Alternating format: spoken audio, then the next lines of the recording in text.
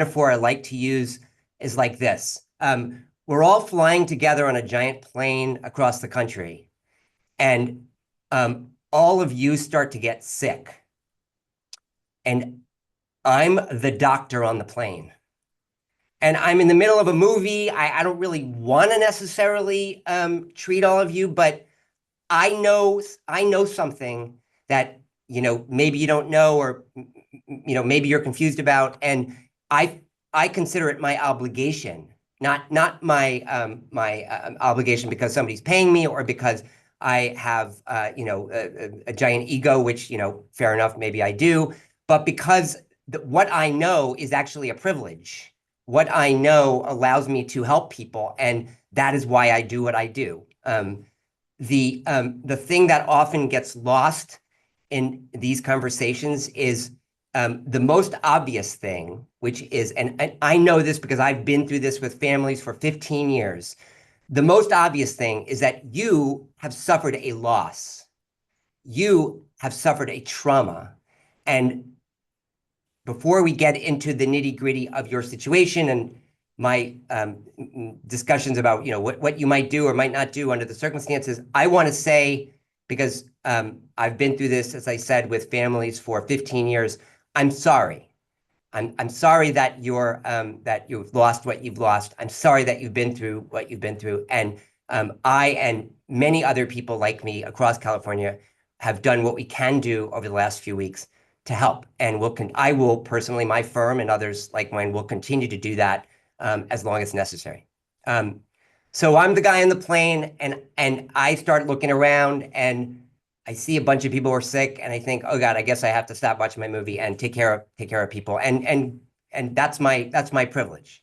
But also, what I realized very quickly is the specific thing that is wrong with everyone on this plane is something that I have been studying as my first my first focus for a decade is what turns out to be wrong with you, whatever it is. Maybe something you ate, maybe something in the air. But it turns out that this issue, which is what we're here to talk about, which is the way California Fair Plan handles partial damage claims or smoke damage claims, is something that I have been studying closely for a decade. And I believe that me and my firm have taken the lead in this effort for that period of time. And therefore, I have this very unique knowledge that I can share with you. And I intend to share that with you tonight. And I will continue to share it probably for the next 5 years, because there's a lot of challenges ahead. So with that, rather than tell you where I went to college and how many cases my law firm has won, I'll just go right into the details. I have a lot to say, maybe not surprising, a captive audience and a lawyer, but I have a lot to say.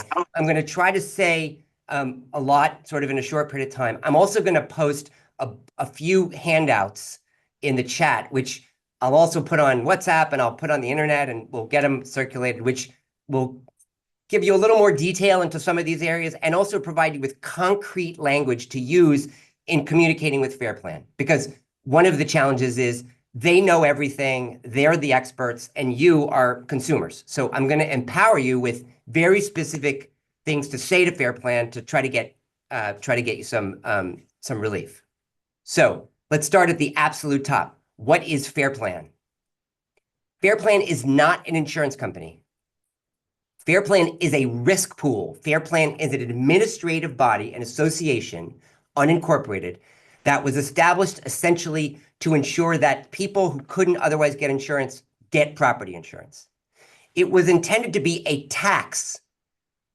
It was intended to operate as a tax on the retail carriers in California, all of them, appropriately by market share. So those who did the most business in California and made the most money, they had the most exposure. And so when you say, I have a Fair Plan insurance policy, it's not actually true. What you have is a State Farm policy and a CSAA policy and a Liberty Mutual policy and so forth. And the top 20 carriers in California have 70% of Fair Plan's market share or exposure, which is to say, really, you're insured by State Farm. because State Farm is the gorilla in the room. So while your communications are with Fair Plan, you should think of yourself as being insured by the whole market, because that's the case. I am going to do my best to put some stuff up on the screen tonight. I'm going to blow it up as much as I can. Hopefully you can see it. And I will also post all of this in the chat as we go, and certainly at the end. So some of this is going to seem maddeningly simple, but it's critically important. And because we're speaking, or I'm speaking to a large group, I'm going to start right at the top. What is fire? So I have heard many people over the past 3 weeks talk about their house being damaged by smoke.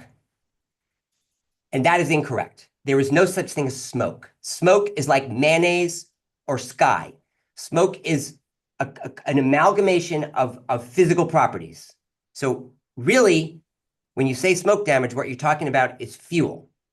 So fire is heat, oxygen, and fuel. And the stuff that landed in your house as a result of these horrible fires is simply uncombusted fuel. Okay, now we're going to talk about fire damage. So we know that the damage to your houses and your contents were caused by fire, not by smoke. And fire has 3 kinds of potential damage. Thermal damage, which is pretty simple to explain. It's the melting, it's the burning. Chemical damage, which is combusted and partially combusted fuel. For example, when residues damage electrical systems, that would be chemical damage. The most difficult, troubling kind of damage that we talk about is contamination damage, because that, of course, is the focus of many of your questions and concerns. And just so we're very clear, contamination damage is caused by fire, because the contamination that is in your house is essentially uncombusted or partially combusted fuel, which is, of course, as I indicated, a part of fire. So thermal, that's easy. But damage from chemical or contamination requires either or both remediation, and I hear that word spoken a lot, but let's make sure we know what it is. Remediation is the safe removal and disposal of the nasty stuff, meaning some way to get it out of your house so you don't have to breathe it. And then we have repair, which is often made necessary by contamination, and that is the demolition and replacement of building components. So that means you got to take it out. You can't just wipe it down or clean it or remediate it. You must remove it and replace it. Some examples, the obvious ones: insulation, often HVAC units, often the soft crenulated ducting that is connected to HVAC units. And then also in severe cases where you have unsealed framing and sheathing in your house, which you do in your roof and inside your walls, that can also be affected. You are going to get, as we'll discuss, we're going to get pushback from your carrier, from California Fair Plan, on whether these things are necessary. And I just want to say, what I've just told you about the need for remediation and repairs of your homes, this is science. This science has developed exponentially in the last 10 years since the large wildfires in Southern California in 2018 and in Northern California in 2017. And what we now know is that these types of damage, chemical damage and particularly contamination damage, are real, and they need to be addressed by licensed professionals, meaning remediation companies and contractors.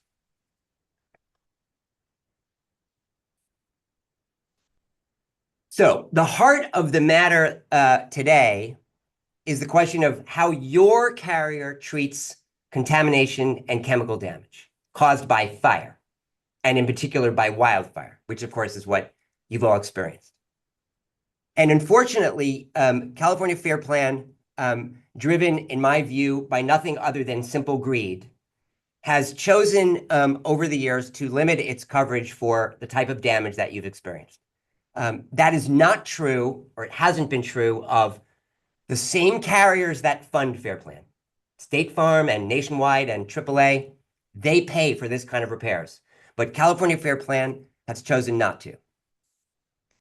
So California Fair Plan's coverage position as relates to the type of damage that your homes have suffered. Our policy covers physical loss and damage only. Most property policies in California have essentially that sort of coverage. They cover physical loss and damage. The way California Fair Plan views your house is as dirty, not broken. So let me say that again. The damage that was caused by these tremendous wildfires to your homes, which are still standing, California Fair Plan, as a global rule, as a coverage position, as relates to all of your losses, its position is your homes are not, they don't need repairs, they don't need professional remediation. They need to be cleaned because they are dirty. And the dirt is the contamination that we've been discussing. Because they believe it's not broken, they believe there is no physical loss or damage to your homes, as the policy defines that phrase. The policy defines physical loss or damage as damage that is, and this is the critical language, and I want you to think about it. Damage that is evidenced by permanent physical changes. And what they're talking about is thermal damage, because that's the sort of damage that that is evidenced by permanent physical changes, melting and burning. They believe that damage that is not evidenced by permanent physical changes is not physical loss or damage, and therefore is not covered by your policy. The policy requires the damage to be visible to the naked eye. So for instance, if the damage is inside your insulation, which is inside your interior walls, they don't think it's broken. If the damage is been absorbed into unshielded framing, they don't think it's broken. You have to be able to see it, or you have to be able to smell it. And the language they use, which is, in my opinion, downright comical, is the damage has to be detected by the unaided human nose of an average person. I have no idea what a human nose is as compared to any other kind of nose, and I don't know what an average person is. But that's in the policy. And maybe most importantly, the policy provides that the damage, the existence of damage, cannot be what you detect with your nose and your eyes, and possibly with your brain because you know your house is damaged, or critically, what a laboratory or hygienist believes is broken in your house or where the contamination is. It has to be, essentially, their position is it has to be detected by the nose or eyes of whoever they send out to your house to decide the scope of the damage. It's Fair Plan's position that chemical and contamination damage is not covered under your policy. It's California Fair Plan's positions that permanent physical changes equal thermal, which means melted or burned or heat damage. Remediation, which of course you understand to mean professional remediation by licensed professionals at substantial cost, is not covered. Fair Plan calls this general or household cleaning. You will hear those phrases used by California Fair Plan's adjusters, by their supervisors, by the site inspectors who come to your home. They believe your house is dirty, and therefore all it needs is a good Swiffer, and they like to tell people to use a Swiffer, not a professional remediation. They believe that repairs, defined as I did earlier as the tear out or replacement of building components, are not necessary and are not covered. And finally, many of you or all of you have fair rental value coverage to some extent in your policies. And their view is because your houses are dirty and not broken, fair rental value is not covered beyond the time electricity and water is restored and or where governmental agencies permit people to return. I have a whole handout on the fair rental value approach that California Fair Plan takes, which I will put in the chat, which you should read because there's a number of ways in which they cheat people at fair rental value, which is, I'm going to say, is beyond the scope of at least my initial presentation. I'm happy to answer questions about it. But the fair rental value handout has great details about what the potential or the possible cheats are. The surgeon and the MRI, my next metaphor. Your back really, really hurts.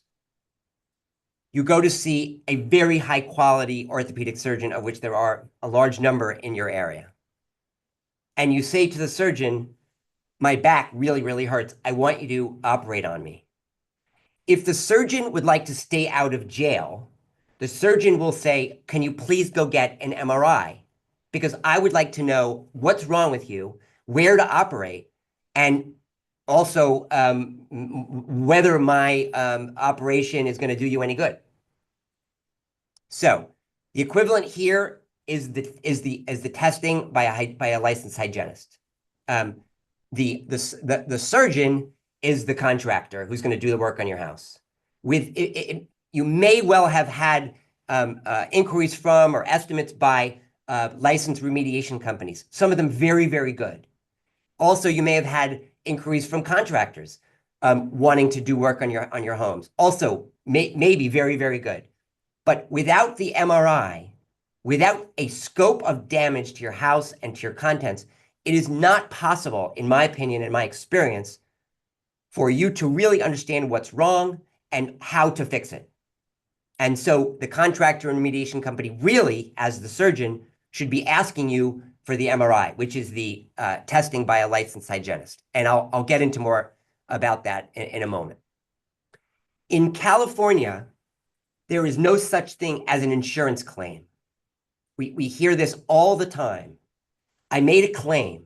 My claim is pending. They denied my claim. There's no such thing as a claim. Read the contract that Fair Plan sold you. The word claim is not in it. Your obligation when you have a contract of property insurance is to notify your carrier of the loss. Something is broken. The reason why I don't like the word claim is because it puts the onus on you. The only obligation you have is to notify your carrier, which I assume most of you have done by now, that there's a big fire and my house is broken in some way and needs repairs. At that point, it is 100% Fair Plan's obligation to come out and do a thorough and objective investigation of both the scope of damage, meaning the extent of damage to your home, and the cost to make repairs, the necessary repairs and how much it will cost, and then to pay you benefits for those costs. So you tell them my house is broken, they come out. In theory, under the law, they're obligated to conduct an investigation that is thorough and objective and tell you the scope of damage and how much it's going to cost to repair. In the case of wildfires, which cause the type of damage that you all have suffered, as I indicated, the critical element of that investigation is a detailed and thorough investigation by a licensed hygienist. This is what hygienists with experience in determining the scope of combustion particulates and other contaminations based from wildfires, this is what they do. Since 2012, California Fair Plan has taken the position that it will neither conduct nor pay for such testing. That decision was driven simply by a desire to maximize the profits of its member companies. This is something that Fair Plan has admitted in deposition. It doesn't want to pay for hygienists because it costs them money. Very big caveat, which is, I hope if one of the few things you take away from tonight, you'll take away this point. Because Fair Plan understands that that position is illegal and contrary to logic, it has, for the first time since 2009, backed off that position as relates to these claims.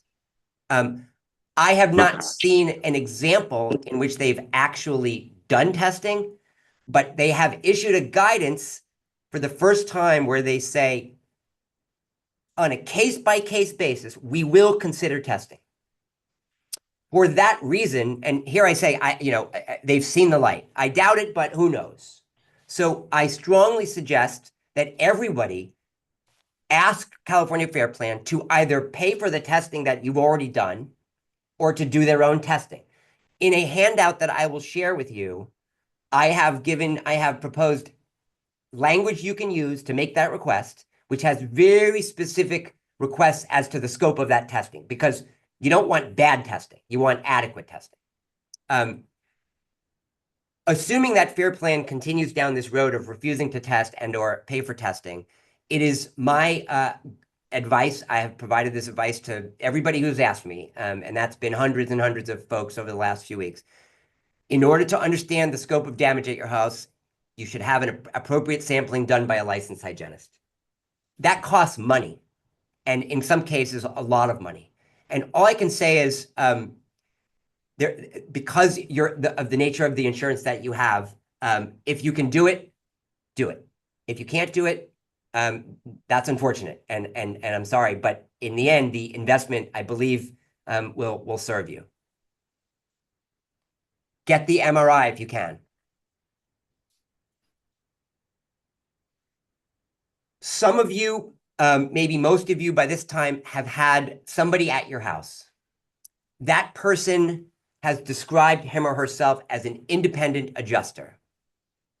That person is neither independent nor are they an adjuster. That person is a site inspector. The site inspector is not independent because the site inspector's employer has a contract with California Fair Plan, and that contract provides services to California Fair Plan. These are agents of California Fair Plan.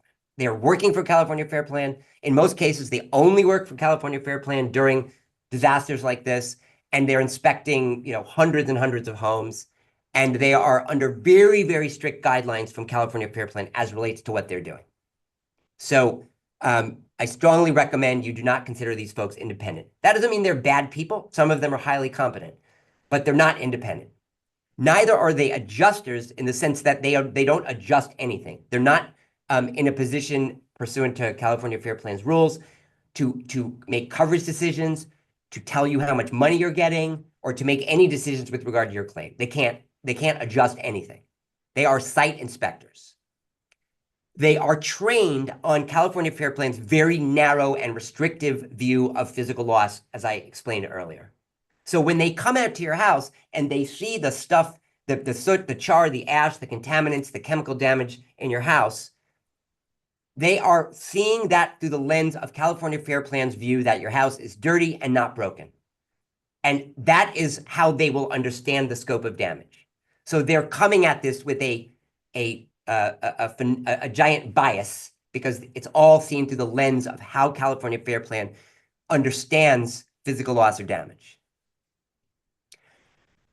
Also, sometimes these folks have their own opinions because these are often very, very experienced catastrophe investigators. They come often from Alabama, Mississippi, Florida, Texas, places where they have giant hurricanes. And these guys are typically guys, but often women as well. They have their own opinions. Sometimes they report those honest opinions back to Fair Plan. That matters. And in a moment, I'm going to explain to you why. At the inspection, if you haven't already done it, be incredibly friendly and cooperative.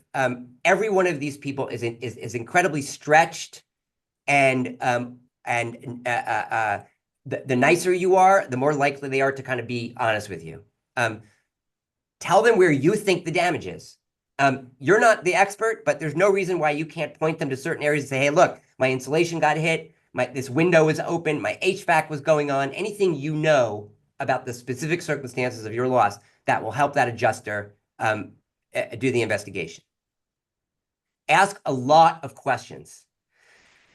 Although they're not in a position to adjust your claim, they know a lot. And because they've been dealing with Fair Plan across hundreds and hundreds of claims in your area after the fires, they have a lot of information, and they're often very loose-lipped. I have heard reports of quite extraordinary things people have learned from their adjusters. So ask questions, be super friendly.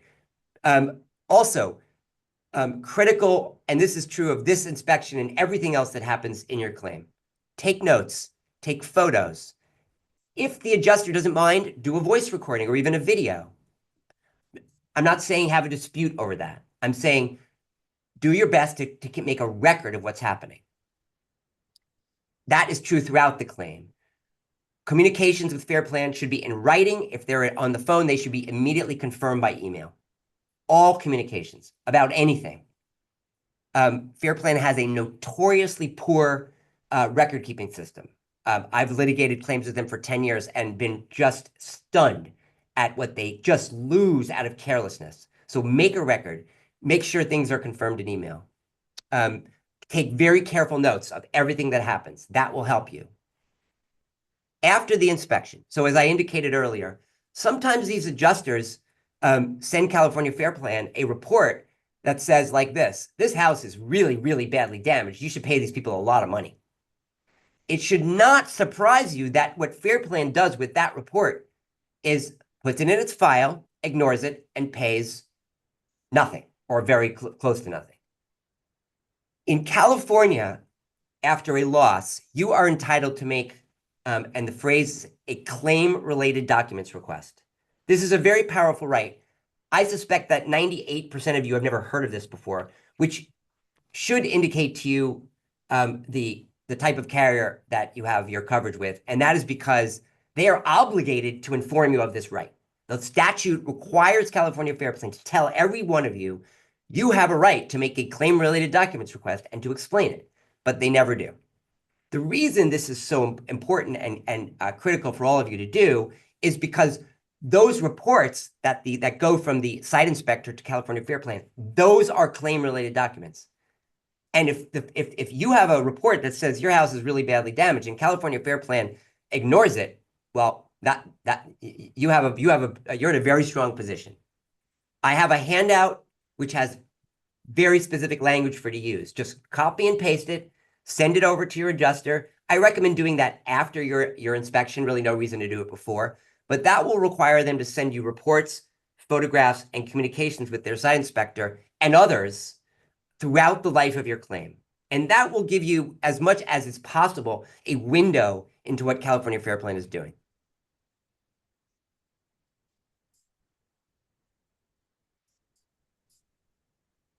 I mentioned at the outset that I have spent 10 years digging into these practices at California Fair Plan. It's actually a little less than 10 years, but 10 years is a good number, but it's probably more like 8 years. But my data set at this point is thousands of claims. I haven't had thousands of clients, but I've done class action and I've done other claims where I've looked at thousands of files, thousands of claims. And I can tell you that unless there is some kind of act of Congress or God or the Department of Insurance, this is what California Fair Plan is going to do in your claims and across its partial loss claims as to these fires. Could I be wrong? Yes. If I am wrong, I'm taking all of you out to dinner, and you can decide where to go. That would cost me a lot of money, and it's very unlikely that I'm going to lose that bet because there is no reason to believe that California Fair Plan's practices in this fire are going to change from the many thousands of claims that I've looked at over since 2017. California Fair Plan's practice after its inspection at your home. As I indicated, first, California Fair Plan will commonly ignore the recommendations of the site inspector. Second, California Fair Plan generally will pay a small amount of money for deodorizing with a product called hydroxyl. We can talk about what that is. We can talk about what it does. We can talk about whether or not it's effective. But here's what it doesn't do. It doesn't take anything out of your house. It is not a remediation technology, and it is not a repair technology. It doesn't do anything other than change the chemical structure of certain types of chemicals which smell bad. In my view, it's essentially worthless. Where damage is particularly dramatic, California Fair Plan has a habit of paying to remove and replace attic insulation. That's a good thing. It is a 1% fix, but it's 1% that maybe, if it was completely out to deny your claims, it wouldn't do. So that's good. A lot of that will be below your deductible, so you won't actually get any money, but they will typically write for removal of attic insulation where the damage in your home is obvious and severe. See, California Fair Plan generally does not estimate for remediation, which as I've indicated, it describes as general or household cleaning, which is to say, The site inspector will tell California Fair Plan, I saw soot and char and ash everywhere. California Fair Plan will say, great, and not afford any benefits for any kind of remediation or repair to ameliorate that situation. It's just not covered, according to them. California Fair Plan will generally tell you to clean, and I use that word in quotes because none of you should be cleaning anything because this fire debris is dangerous. They will tell you to clean your house and contents yourselves. And if there is, quote, physical loss or damage after that, after your cleaning is done, let them know. So again, what they're talking about by physical loss or damage is thermal damage. So if you clean your mattress or your upholstered couch or your walls and you discover that there's actually something burned or melted, they'd like to talk to you. But otherwise, they're not interested.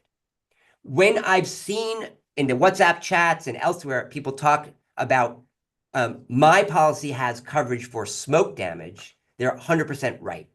What they're missing is the forest for the trees, because California Fair Plan, as I've indicated, limits coverage for smoke damage to permanent physical changes. And so if it's just soot, char, and ash, just contaminants, just chemical damage, they do not believe that that is covered under their policy. California Fair Plan generally refuses to pay for testing. I've indicated that they've issued one guidance, one memorandum since these fires, which indicates for the first time since 2009 that they may be open to paying for testing or for testing themselves. The conditions under which that would be true, they don't specify. The triggers for that kind of relief for you, they don't specify. My gut is they're not going to pay for any testing and they're not going to do any testing, but because they have they have to defend themselves in the marketplace and appear to be good citizens, they say on a case-by-case basis, they will consider it. Again, look at the handout I'm going to put in the chat, which will give you really good kind of strong language to send to them and say, please come test my house. We'll see what happens. I'll be curious to know what the responses are. California Fair Plan generally does not bring a licensed contractor to provide a repair estimate. From 2017 to today, California Fair Plan has denied thousands of claims for smoke damage remediation as to both dwelling and contents and for dwelling repairs, in reliance on the language that we have discussed. I do not know what they're going to do with your claims. No one can know what anything is going to what's going to happen tomorrow with any certainty. What I can say is that I have the largest data set of any human being in this state. I've looked at it more than anyone else. And I believe I know what they're going to do. And what I believe they're going to do is they're going to pay you a very small amount of money and they're going to walk away. That is not news I bring to you with any sense of satisfaction or glee. It is a disaster. It has been a disaster for thousands of families since 2009. And I and other lawyers in the state have worked extraordinarily hard to change these practices. But that is unfortunately where things stand today as to these fires.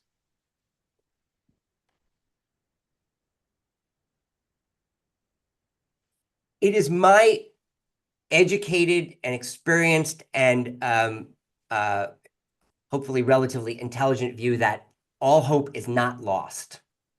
I've had this conversation with lots and lots of folks over the last few weeks, and I always try to tell them the truth and then bring to them a sense of hope, because that's the hope that I've had for 10 years, and I've banged my head against the wall over at Fair Plan for 10 years. And I will tell you that we're getting pretty close, and we've made a lot of progress in that period of time. So if history is indication, and my history is thousands of claims, your claim will be underpaid and or denied. You will need to have evidence of your damage. You will need to have that MRI as to your house and as to your things. And you will need help. And historically, that help has been from lawyers.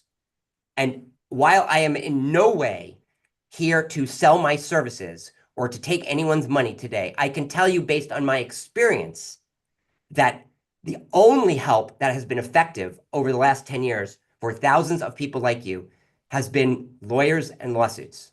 And I hope that is not the case here, but my experience suggests otherwise. The good news, my firm and other firms have been challenging California Fair Plan's policy and claims conduct for a decade. In that decade, one of the things that's happened that has been of immense importance to you and to folks going back is that in 2020, my firm went to the Department of Insurance and said, California Fair Plan has an illegal policy, and California Fair Plan is denying thousands of claims improperly.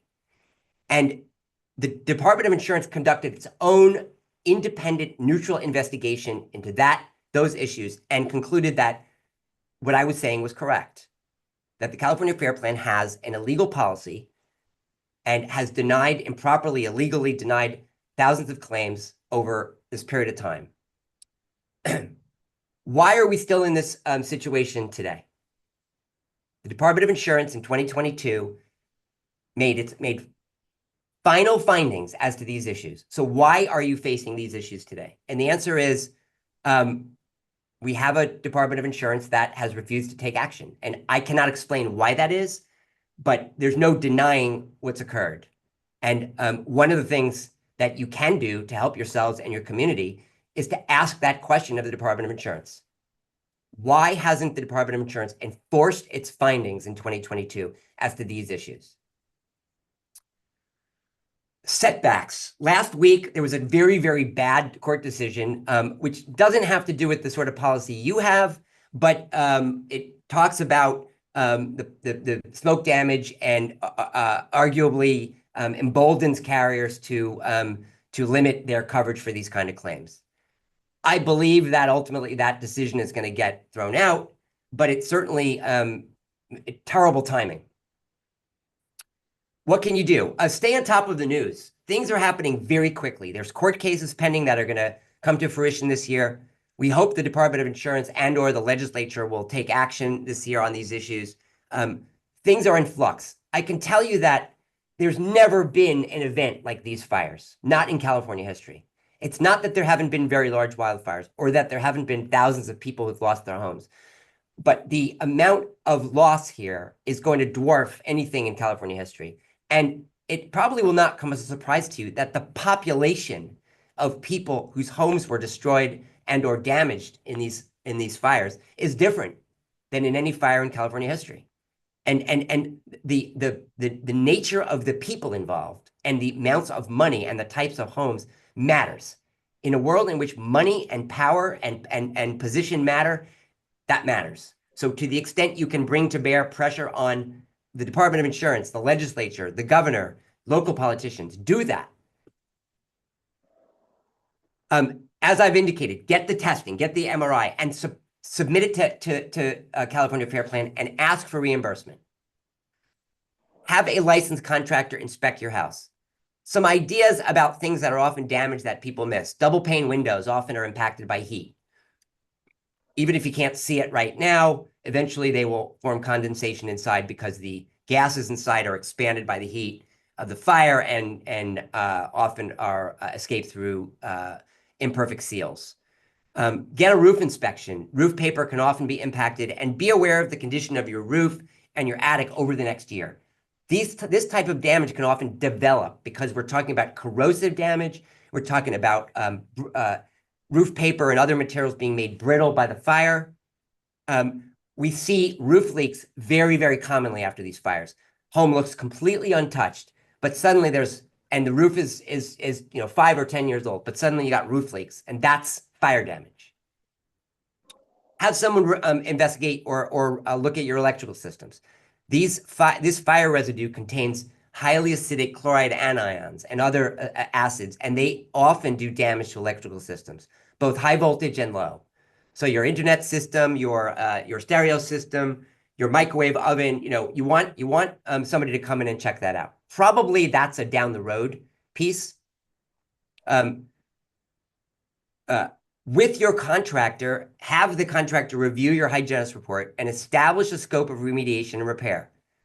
and then provide an estimate based on that. So again, the surgeon eventually is going to know what to do and how much it's going to cost. You just got to make sure that the surgeon has the data that she or he needs to go forward. And so get that hygienist report to the contractor and establish a good scope and estimate.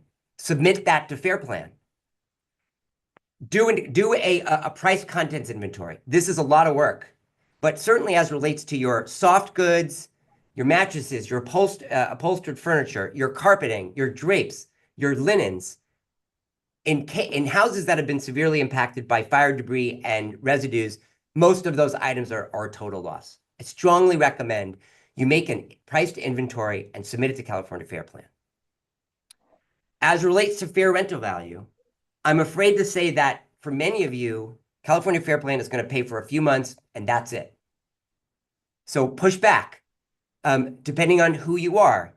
If you're older, if you have immune issues, if you're pregnant, if you have young children, if you are living with elderly people, tell Fair Plan, don't put us back in this contaminated house.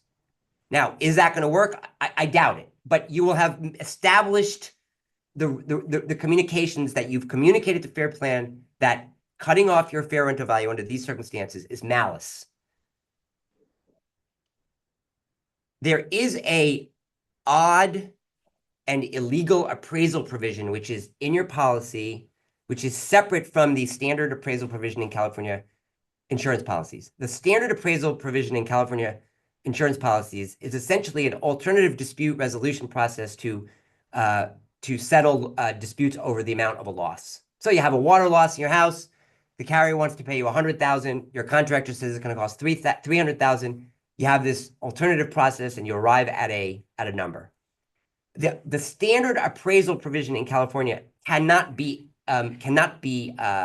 asked for, demanded by either party where there's a declared emergency.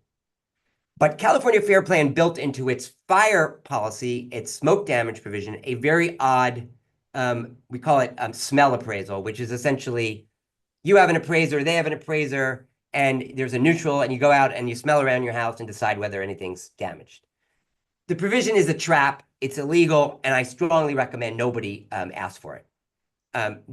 Nothing good can come of it. It's a trap set by California Fair Plan. And then finally, if your claim is denied, and by denied I mean paid but not paid enough, or if you submit your contractor's estimate, your request for testing, your hygienist report and invoice, your inventory, your remediation estimate, your contractor's estimate, or anything else to support your request for benefits under your policy, and Fair Plan says no, get help.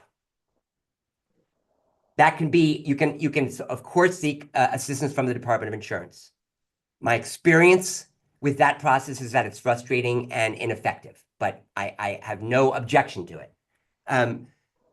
You can hire a public adjuster. I'm sure you've heard people have done that, especially in total loss situations.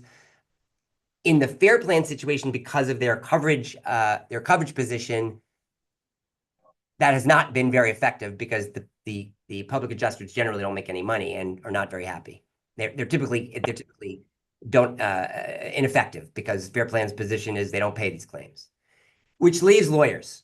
And I don't really intend to spend a lot of time talking. I mean, I'm happy to answer questions about what that's looked like over the last 10 years and what I think it's going to look like going forward, because it's probably going to be a little different in the future. I'm happy to answer any questions you have about that. But I want to make very, very certain I am not here to sell myself or my services. If in the end your claims are denied and you're unhappy and you want to fight back, you will find your way to competent lawyers, my firm or others. There will be plenty to choose from. So my hope tonight was to convey a lot of information, to provide these handouts so that you can kind of see what, the extent to which you may be empowered in the process, and then to give you the tools to develop your evidence, your claim, your damages, as relates to the inventory, the MRI report, the hygienist report, and the contractor's report. And then to make sure those get submitted to Fair Plan.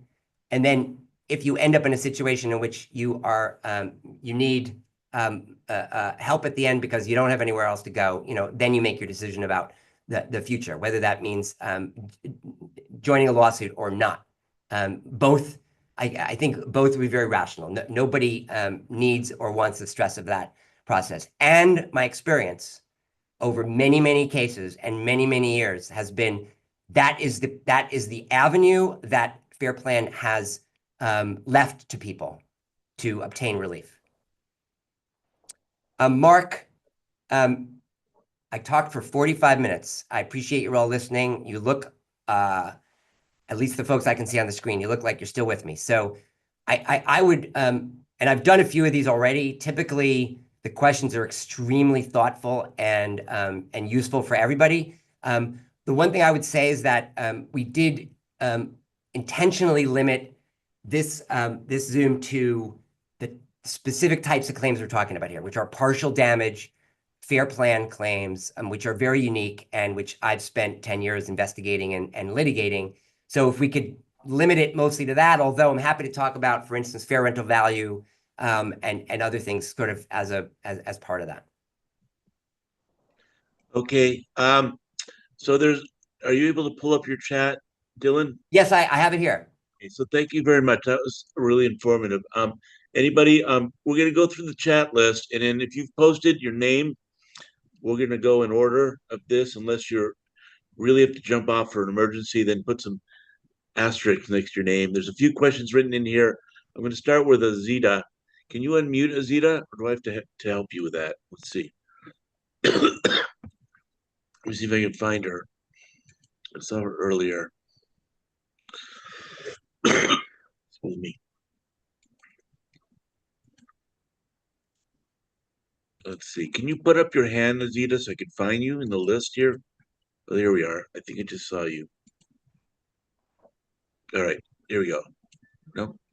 Here we go. Okay. Azita, are you there? I don't see you in front of the camera. All right, I'm going to go to Fernando unless Azita shows up. So now I'm going to find Fernando. This is not easy with 100. We're up to over 183 people here. Yeah, hi there. Hi, Fernando. Go ahead. Hey. I don't have any specific question. It was actually like everything Dylan said was confirmed my experience. I'm a resident, lost my house. I'm a local contractor also, and I've been helping many folks in the area in the Palisades conducting these testings, and then also meeting their site adjusters. So yeah, I just have to say that everything that Dylan described it's very much like that. All my experience in the last 2 weeks. Just these adjusters, they come and they just say, this is how California Fair Plan sees it. It's just a cleaning situation, blah blah. So just affirming, everything that Dylan said. Okay, thank you. Is Joan here? Joan Chu Reese? Are you still on? Dylan, maybe you can read a couple of questions in the chat there and you can answer those. Gladly. It'd be great if you could repeat it for those that don't see the chat.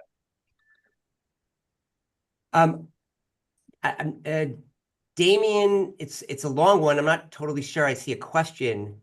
So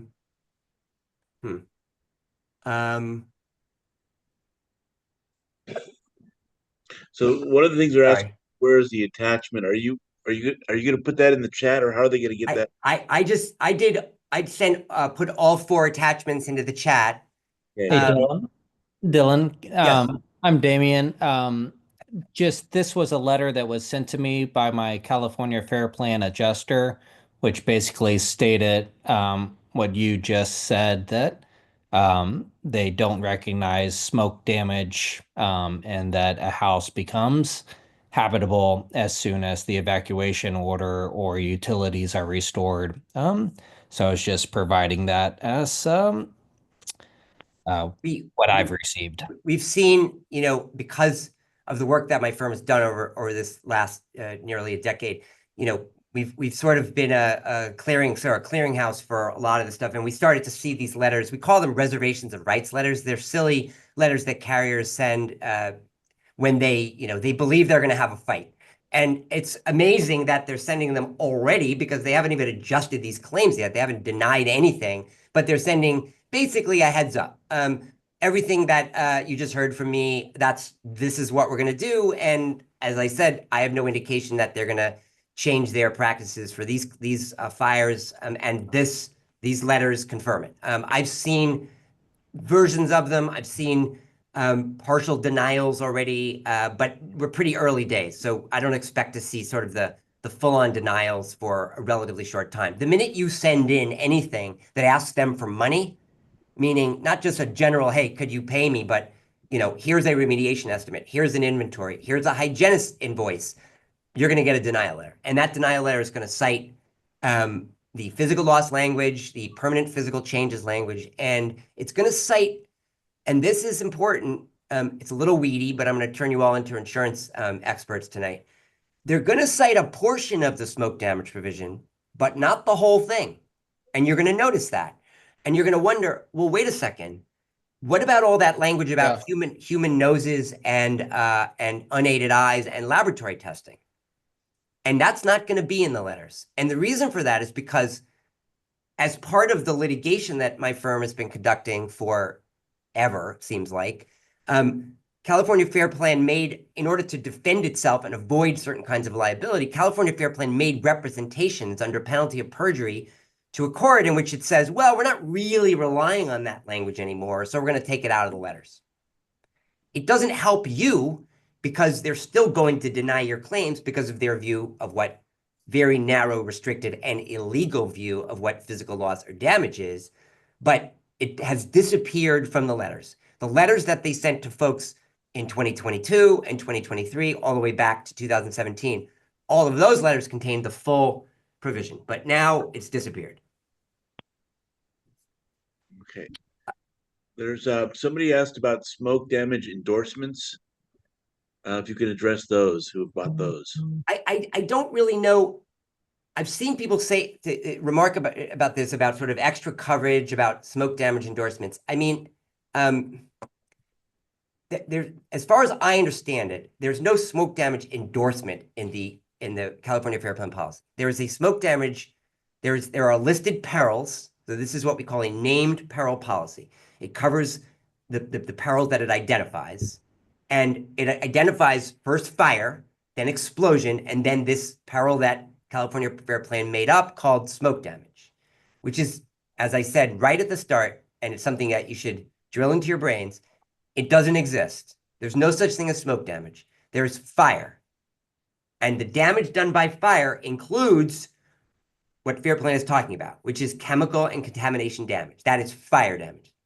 The reason that they invented this other peril isn't to help you, it's to carve out this other thing that they've described as smoke damage and to provide very narrow coverage for that made up peril. The way I described it to somebody today was they give you a 6-pack, then they say, we're going to give you a benefit. We're going to give you another 6-pack, but we're going to take a couple bottles out of the first 6-pack because, we don't want to overdo it. And then you got 10 beers and you're very excited. And then you go look at the 6-pack they just gave you and the bottles are empty. So now you got your 6-pack for smoke damage, which the bottles are empty, and you got a short a 6-pack for fire damage, and you're screwed. And that's what they've done to you. So the only endorsement that relates to the smoke damage thing is that they slightly changed the appraisal provision, which I described earlier as basically a sham. And in the original policy, it was paid for equally by the parties, meaning you had to pay for half of this sham. They changed that, so now they're willing to pay for it, which is not a gift. Other than that, I do not believe that California Fair Plan has a separate endorsement relating to smoke. I believe that the smoke damage provision is part of the main policy. If I am wrong about that, I will be extremely embarrassed, but I must tell you, I think this is a misunderstanding from policyholders. People believe that because there's this separate provision, this additional six-pack, they've gotten something more, and they haven't. They've gotten cheated. Dylan, just sorry to jump in, but the email that I received said your policy has been endorsed with CFP 0001E, a mandatory endorsement, which states, and I put that in the chat, but I think that's the endorsement that people are talking about. Correct, and that's the dispute resolution endorsement. Is that it's the CFP 0001E? Correct. Yeah, so that's what I just described. It's the change in the dispute resolution process from you have to pay for the sham appraisal, and now we'll pay for it, which is, the sort of gift that my guidance to you, my advice to you is don't take. It's a sham. All right. So people are asking about the recording. So Dylan gave me permission to record. I'm gonna put it on YouTube, and then I'm gonna send out a link on the California Fair Plan standing. If you're not part of that group, somehow let me know, or send me an email, or let me know which group you're part of so I can post the link. In regards to Nicoletta, she says, do we need to test for ashes in soot when they're visible, or to get those tested for acid shoot? Can you talk a little about the testing? I think you mentioned to me when I talked to you, there's at least 2 or 3 tests that you recommend. Glass, Sorry, Mark, in the handout that I put into the chat, which I'm hoping is easy to get. If it's not, I'm happy to provide it, and I can put it on the WhatsApp, whatever works. But I'm happy to work with you guys to make sure that everybody gets a hold of it. There are 4 handouts, all of which I've talked about tonight, including just the printout of the comments that I made in the first 45 minutes. But then we have a claim-related documents suggested language. We have one on fair rental value cheats, and then we have one on testing and a appropriate testing protocol. I want to make sure everybody hears this very loud and clear. I am not a hygienist. I worked with hygienists for 10 years, and I've read the science, and I've deposed industry hygienists.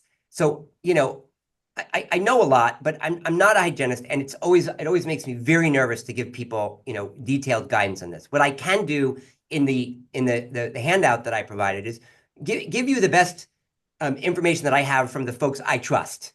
And these are folks who do this work and do it extremely competently. And this is sort of what they say you should be asking for from Fair Plan and asking for from any hygienist you hire. A couple things I can say, right kind of at the highest level. Reason people are offering you lead and asbestos testing is because hygienists are not generally focused on combustion byproduct testing. This is an unusual event. This is not what they do every day. What they do every day is test for lead, asbestos, and mold. So it is not surprising that many of the entities that you've been seeing, or that are on the internet, or that are handing out business cards, are people that are offering you, in part, testing for lead, asbestos, and mold.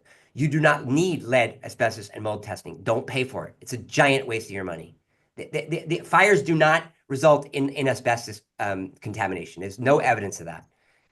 It's not that asbestos-containing buildings don't go up. Of course they do, but they're not that common. And it's just we haven't found, the data is not there to support that when you go in and you test these houses, that they're saturated with asbestos. It's really just not an issue. Now, particulates are a big issue. And it's my view that competent hygienists should be sampling for airborne particulates, because whatever's in those particulates, you don't want small micron or 2 or 3 micron size particulates floating around your house. And it's quite easy to test for them. But we don't care about lead, asbestos, and mold. So now, when we start getting to soot, char, and ash, those are the kind of the 3 biggies that come from these fires. Read the protocol. If you have questions about it, DM me, or I can make some comments on the group chats. What I can say is that there's just a wide variety of competence out there and scope. So I've seen people suggest that they're going to do, 4 samples. You want to know how the sampling is done, and you want to do way more than 4, because you want to understand where the stuff went and what's in it. a good hygienist is going to do things like interior wall cavities, interior insulation, electrical, recessed electrical components like sockets and fans, and your electrical box. It's most of it's in my handout. And what I would say is, the good news about you is that you are people who have been very successful in your lives using your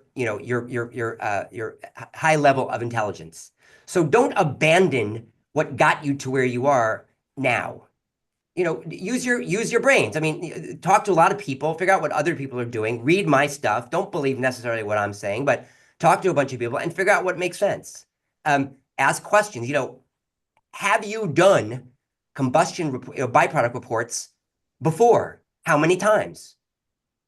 There's a very substantial number of these entities that are testing in LA now who have never done a combustion byproduct investigation because there wasn't enough demand. So now everybody wants it, and a lot of people who really don't have experience are doing it. So ask the right questions. Have you done reports? Where are you going to test? What are you testing for? And I've given you some ideas, and I think with that and using your brain, you're going to be fine. I mean, these tests range in price from $2,000 to $25,000, and the hygienist that we use, that I'm happy to send you to, although she's now backed up for months, she's extremely expensive. She's also extraordinarily thorough, and she's also been doing this work for forever. She started testing firefighters in Arizona. So I trust her because she's careful, she's a scientist, and she does extraordinary work. But she's not the only game in town. There's plenty of people that can do the work. Jim, there's a question Dylan, there's a question from Jim Yang about the reservation of rights letter. And then I think he sent a image of one. I don't know if Jim, if you can. Hey, Mark. Yeah, can you hear me? I do see it. Let me grab it. Hey, so Dylan, this is Jim. I did receive a reservation of rights letter. Yep. And they've asked 4 questions in the attached. I've included it in the chat. And just 2 questions, just in terms of the timing of when this should be answered, I guess. And then secondly, just to preserve our rights for everybody, are there any things that we should stay away from in any recorded statements or any emails that would limit our rights in a court of law? That I got to tell you, I am just absolutely stunned that they're doing this, and I am not that stunned anymore. So I have not seen this list before. The reservation of rights letter typically is a very bland, we reserve our rights, and we might, we're relying on the smoke damage provision. This is a very specific letter asking for certain things, and one of them is a recorded statement. You are under no obligation to provide your carrier a recorded statement. The carrier has a right to insist on what we call an examination under oath, which typically they have done, meaning all carriers have limited to fraud investigations. So I assume that there's no reason to believe any of you are engaged in insurance fraud. You just experienced the worst fire catastrophe in American history. So I'm going to assume that we're mostly dealing with people who have been damaged and need relief. Why they're asking for a recorded statement, I mean, I got to tell you, Jim, I suspect they're not. I suspect they're just saying this. I have no idea what they would want to ask you in a recorded statement, but I have to say that my response is don't do it, and or ask them why they want to do it, and make sure the request and response are in writing, and send it to me, because I think that this is odd and very bad behavior, and I'd like to address it, head on. So if you or any of you have received that specific request for a recorded statement, I'd like to see it. You can easily find me, through my law firm or online. The other things are, your basic obligations under an insurance policy, which are, Right. Give us what we asked for, cooperate, keep receipts, cooperate with specialists. Okay, nothing wrong with any of that. I don't think they're sending anybody to your house to do anything anyway. And what have you done to not cooperate? You've opened the door, you've shown them around, and that's all you can do. So it's the recorded statement that gives me pause. I generally do not allow clients to give recorded statements. There's reasons for that. If they want to talk to you for whatever reason, they think there's some funny business going on or there's some problem with your policy, that should be in the context of an examination under oath. The reason for that is because an examination under oath is a formal proceeding. You're entitled to have representation. You're entitled to a transcript. You're entitled to make a videotape of all participants. There's a lot of rights associated with it. There's no rights associated with a recorded statement. And it's not in your insurance policy. I mean, you look for it. It doesn't say you got to give a recorded statement. So I would ask why and get it in writing and send it to me, and let's have that conversation offline. Sounds good, Dylan. Thank you. Sure. There's a couple calls here, Dylan, about the water pipes, testing for water filtration system shower heads. 544. Joan wants to know what an MRI is. I'm sorry, my metaphor has now been lost. The MRI is the hygienist's investigation. Full stop. And I'm sorry, I cut you off, Mark. I apologize. Okay. No, there's a couple of questions here about the water pipes and stuff, testing for that. Yeah, I mean, I don't know. I've seen reports that there's problems with the water in certain areas. This is way outside my area of expertise, so I would be monitoring that. Typically, we have not seen contamination impact water systems outside of septic systems. So they're not affecting like urban sewer systems. They can dramatically affect septic systems because you get corrosion and other problems. But in an area like you guys are in, I would say the water outside the communications you're getting from local officials is probably not worth worrying in terms of a hygienist or testing. Mark, I'd like to comment about that just because I was the one who stated the question. In the case of the Palisades, we are informed by DWP that the water is contaminated. We are not to drink it. We are not to bathe in it. And that is because there was a major breakdown within the water system itself that they are working on. So the concern for me is this is water that's now been in our pipes and in our filtration systems and whatnot. And so is that something, you're right, it normally would not be an issue, but because the water system itself for the city has broken down and we're getting the reports of not, don't use it under any circumstance, I'm just wondering if that is something that should be added into a hygienist test. Is a fantastic question, and the answer is yeah, and it actually triggers sort of another conversation, which I think is worth talking about. So a lot of things happen from fires. You have fire suppression impacts, you have contamination by fire suppression materials, you have breakdowns in city water systems, as the person was describing. You have wind damage to roofs that may be stirred up by winds caused by the fire. Lots of different types of damage. All of that, in my view, is fire damage.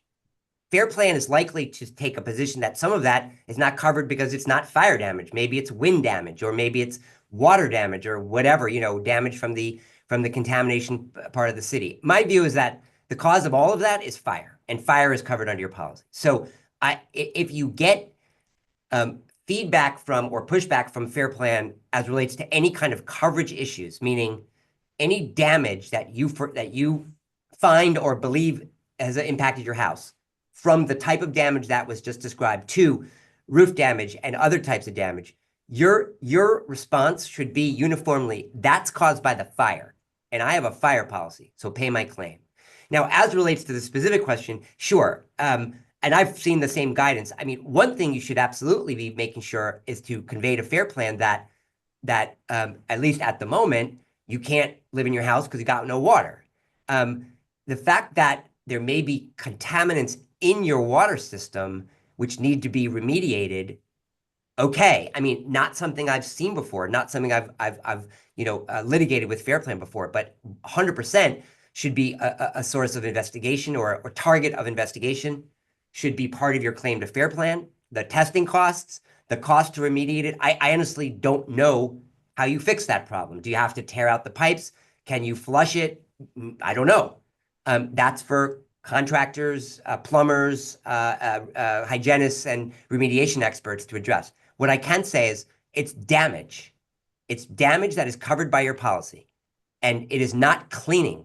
It is not household cleaning. It is not Swiffer. It is not sponge. It is damage, physical damage caused by fire. So I would encourage you to ask those questions about how you deal with the removal and safe occupation of your house. And of course, as Fair Plan moves to cut off people's fair rental value, that's the one obvious response. It's to say, hey, the city doesn't want me to live here. How can you? And, Fair Plan is likely to buy that argument. I mean, they're not going to put people back in houses when they have no water. Historically, again, based on my 10 years of dealing with them, that's generally been their rule. If you got no water, okay, we'll continue to pay. Excellent, thank you. Okay, so Dylan put in the chat at 5:50 p.m. these documents. Some people's asking how we can access the handouts. So they're in the chat. I'm doing it again right now. Okay, great. All right. I can do it every 5 minutes. It takes me no time at all. It's a drag and drop situation. Great. Just did it now for anybody who wants to grab them. I asked, you mentioned that they're obligated to provide the site inspection. Can we request this directly from the inspector? Are they obligated to provide it? So I think what we just got to make sure we're using the terms right, because I don't want to mislead anybody. Fair Plan will do a site inspection with what they call an independent adjuster. Your communications with that adjuster are useful, and you can learn things, but that person is that person, meaning the inspector, is not adjusting your claim. Your claim is being adjusted by a desk adjuster who's very likely in Texas or Arizona or Florida, and his or her supervisor who is similarly not in Los Angeles. They're never going to come to your house. And frankly, they don't really care about your house. They're peons for the executives at California Fair Plan. So what I said was that California Fair Plan has historically not paid for the MRI, meaning the hygienist's investigation, the licensed hygienist investigation. But for the first time since 2009, it has given us reason to believe that it may, under some circumstances, unidentified, pay for and or conduct testing. I have in the chat provided specific language to send to Fair Plan, and just cut and paste it, or add whatever you want. But feel free to just cut and paste it. Sorry, my question was a little different. I was just trying to understand. So that like field adjuster / site inspector, are they, if we request the report from them directly, because I've now requested the report twice from my desk adjuster and haven't received anything. Can I request it from the field adjuster? I guess, I mean, I can. The question is, are they obligated to provide it, or given that they're an agent of CFP, they don't actually have to do anything? No, they don't have to do anything, and they won't. And likely they'll tell you it's work product and they're not allowed to give it to you. And that's actually true. Like they're not, because they're not adjusters and they're not independent, they're not empowered by Fair Plan to do anything other than to go to your house, take pictures, and write a report, which is as useful, could be a very useful document. Yeah. Well, mine has given me the impression that he is actually going to be fair. So I really want to get my hands on that report to see. You do. So I'm just wondering if you have some advice, what language we should, because I've asked for it. I've heard nothing back. I do. And it's in the chat.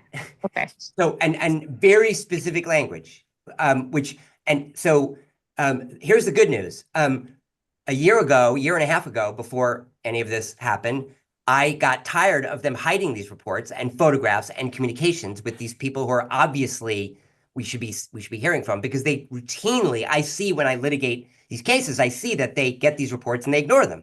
So I have an ongoing claim, not a lawsuit, a claim, in which they refuse to turn it over, and I filed a lawsuit. And the judge in January agreed, before the fires, agreed with me that California Fair Plan is obligated under the law to turn over the reports, the communications, and the photographs. And that's in the language in the chat, in the document, which is called CFP Claim Related Documents Request. So use that language, send it to them, and absolutely DM me or email me with the result. If it's silence, that's fine. If it's a letter saying they often tell people, that's work product, and they use it in quotes, work product. that's fantastic. And the reason it's fantastic is that in May, which seems like a long way off, but actually is going to be kind of in the heart of the fight you're going to have with Fair Plan, a California court is going to have a contempt proceeding. I don't know if you know what that is, but it's not a good thing for the person who's been accused of contempt. And that is basically because California Fair Plan has violated this court's order. So if I bring to that hearing evidence that California Fair Plan is not giving up these reports, this Superior Court judge is going to lose his mind. And as a result of that, California Fair Plan is going to really be held to account. So it would help me if you send the request as I've articulated it. You send Okay, it to Fair I will Plan. do that. They don't give you the stuff. Let me know. Yeah, I will do that. Very good. Thank you. Okay, so I got Paul Maybaum says, to be clear, wait until CFP reviews claims and based on those results, at that point, make the decision to hire either a lawyer or a PA. In general, what you want to do is create the evidence that I've described, submit it to Fair Plan, and wait for a result. If you simply accept their original estimate, which is going to be for, as I said, hydroxyl and maybe attic insulation, generally, if you have a 3,000 square foot house, that number is going to be, and there's no burn or melt damage, that number is going to be $8,000 or, $11,000, less your deductible, and that's what you'll get. I would recommend not moving forward then. What I would do is I would, at that point, submit your evidence, your hygienist, your contractor, your remediation. And look, if all you can do is the inventory and a remediation estimate, that's what you can do. That's the best you can do. That's fine. I mean, it's not perfect, but that's what you got. And wait for them to respond. And that is not going to be long in coming. I mean, you're going to send it in, and they're going to send you a denial, and then you're basically done. I mean, there's a lot of things you can do. You could hire up a public adjuster. You could go to the Department of Insurance. You can send them a mean letter. You can have a lawyer send them a mean letter. I got to tell you, after multiple lawsuits and trying those routes many times myself and watching insureds try those routes, they're ineffective. What's effective is finding counsel and pushing back in a way that California Fair Plan understands. Okay, is iPhone Jeanette on here? Jeanette, are you on? Yes. Great, go ahead. Okay, so I have spoken with Dylan. This is specific to our situation, but I think it might be relevant for others. The Fair Plan adjuster came out yesterday, seemed like he would be fair based on our public adjuster's interaction with him. The public adjuster is recommending that the independent adjuster submit his remediation estimate, and at the same time, we submit our remediation estimate. This is all prior to testing, which isn't scheduled until February 22nd. So my first question is there a timeline? Do we just go ahead sequentially and submit information? Or from our perspective, the whole point of doing the testing is to inform what the remediation is? If you submit your remediation estimate, meaning your plan for surgery, before getting your MRI, meaning your testing, you're going to limit your claim because Fair Plan's never going to think of your claim as being more valuable than that original low number.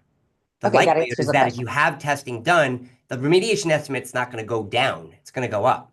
So my kind of strong recommendation is just there's really no rush. I mean, of course there's a rush for you and your families, but I would be careful. And so if you are planning on getting testing, I would not submit any plan for or cost of repairs before I get that testing and I have a contractor develop an estimate based on that scope of damage. Okay, thank you. The second question is, when we basically sit and wait after we've submitted everything, what does one do? There is a duty to mitigate. Is the soot, char, and ash making things worse? That feels like an uncertain place to be. It is uncertain, and you do have a duty to mitigate. And I cannot imagine how the situation in your houses could be worse. I mean, it doesn't get worse. I mean, your duty to mitigate is like, you have an open faucet and, you got to turn it off, or you have a break in a line, you got to turn off your house water, or you have a gas leak, you have kind of emergency obligation to mitigate the extent of damage, but the damage is done. Damage isn't going anywhere.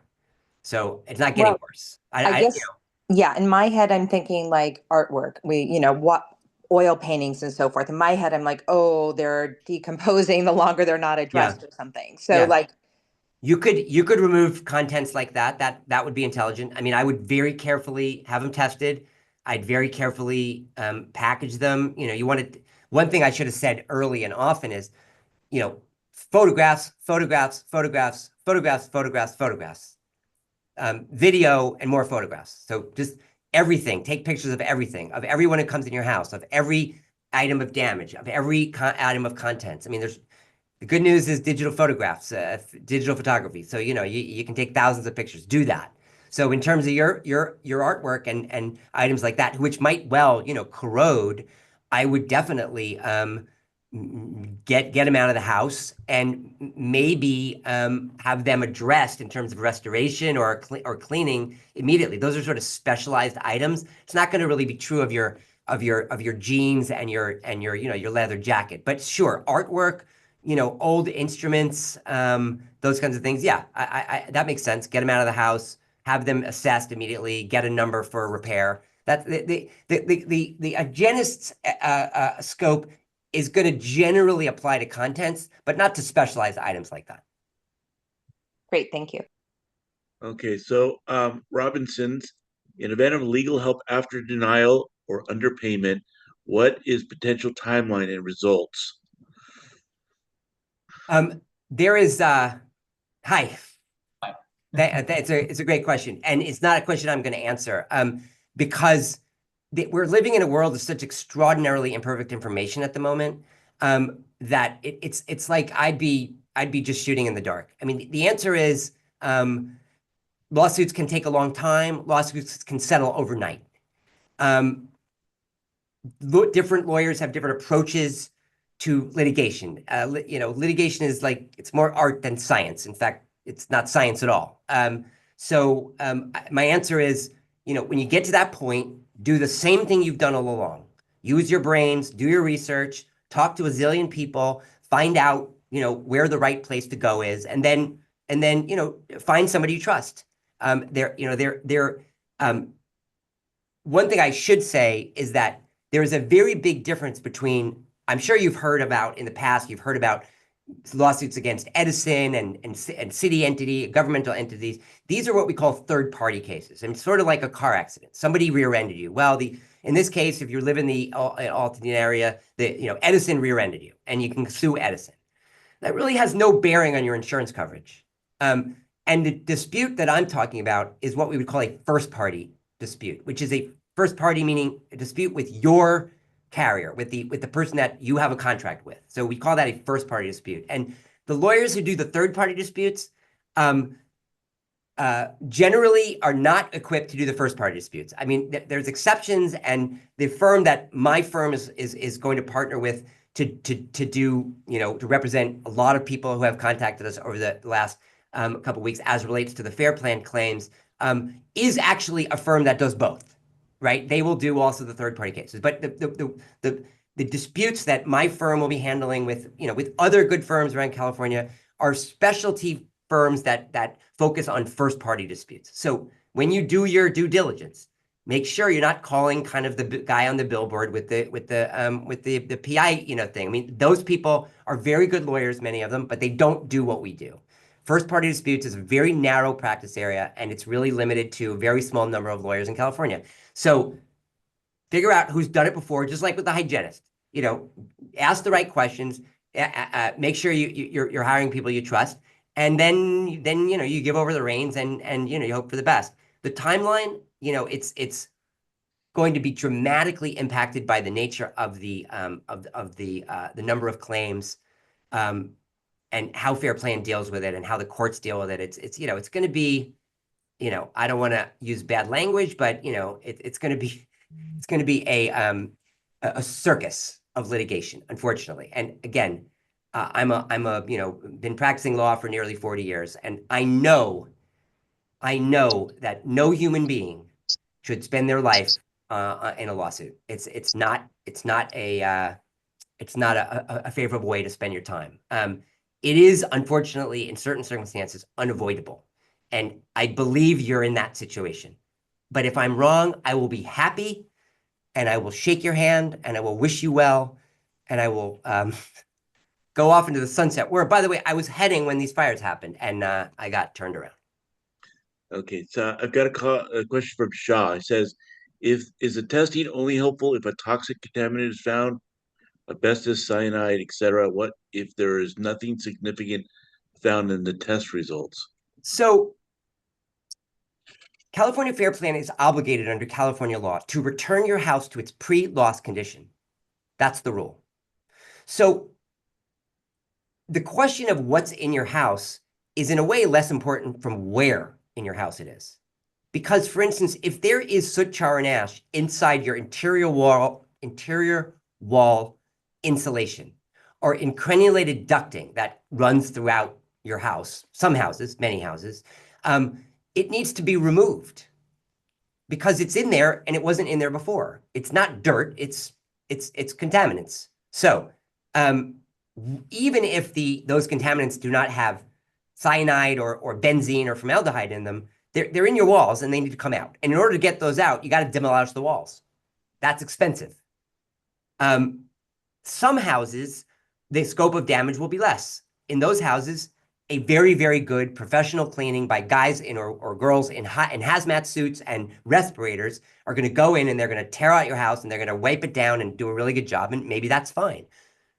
The scope of damage, where the stuff went and what's in it is up to the hygienist. And I believe that in specific answer to the question, I believe that even if it is determined that the contents of this particular debris in your house are not as toxic as some other houses, that doesn't end the inquiry. Because if it's in your insulation, it's got to go. It's also, these particulates are bad, not just because they contain chemicals, but because they're very small. So the general rule is that any particulate of 2.5 micron size or lower is toxic or is dangerous to your respiratory system. Well, that's why we do airborne particulate testing, because these cut sizes are extraordinarily small, often 1 and 2 microns. So you want to know that. Again, even if it's not asbestos or cyanide, you want to know, and you want it out of there. And the only way to get it out of there is to do very high quality remediation and or repairs in the way that I've described. Dylan, I want to add something to that, if I may. I think all our goals is to get an after report that shows that we've been certified as safe and clean, so we can, sell our house, rent our house, or whatever. That takes the liability off us as a owner of a soot and ash fire house. Is that Absolutely. A competent hygienist is going to recommend certain kinds of scope of damage and then testing again, and to see whether it worked. Okay. And Fair Plan should be paying for all that. Okay. So Dylan, can I jump in on a question around FEMA? When and how does that kick in? Like, if we get denied by Cal Fair Plan, does that automatically mean we can just go to FEMA and get that paid for, or what? How does that work? I'm afraid that it's an excellent question, John, and I have no earthly idea. One thing about my firm, and it's actually true, I think, of a lot of lawyers, is we do one thing, we do it really, really well, but it's all we do. We have a very narrow and deep lane, and it doesn't involve mortgage companies or banks or FEMA or underinsurance or these things, which are real issues. I don't know. Good question, though. okay. Thanks for the honesty. Hello, this is Ali Kelly. I was wondering, the hygienic, are they licensed in the state of California? If they are, how can we find the list of them? Like if we go to state bar, finding attorneys, do they have a list of them, the state of California, the one they are licensed? I think they do. I know it's interesting because the hygienist that I work with is in Arizona. Her company is in Arizona. She does tons of work in California as well as many other states. I actually, this is another question. I don't really know, but I suspect that the contractor state license board has licensing for hygienists as well, and probably either there or in other states. There may be some reciprocity among states, but it's a good question. I don't actually know. Can you provide us the list of the ones you know and you trust them? At least we get, No, I okay? can provide you with the list of the one I know and trust, Okay. because I've never been in a situation where I needed to have a list. I've I'm a relatively small law firm, and this scope of these fires and this need is unprecedented.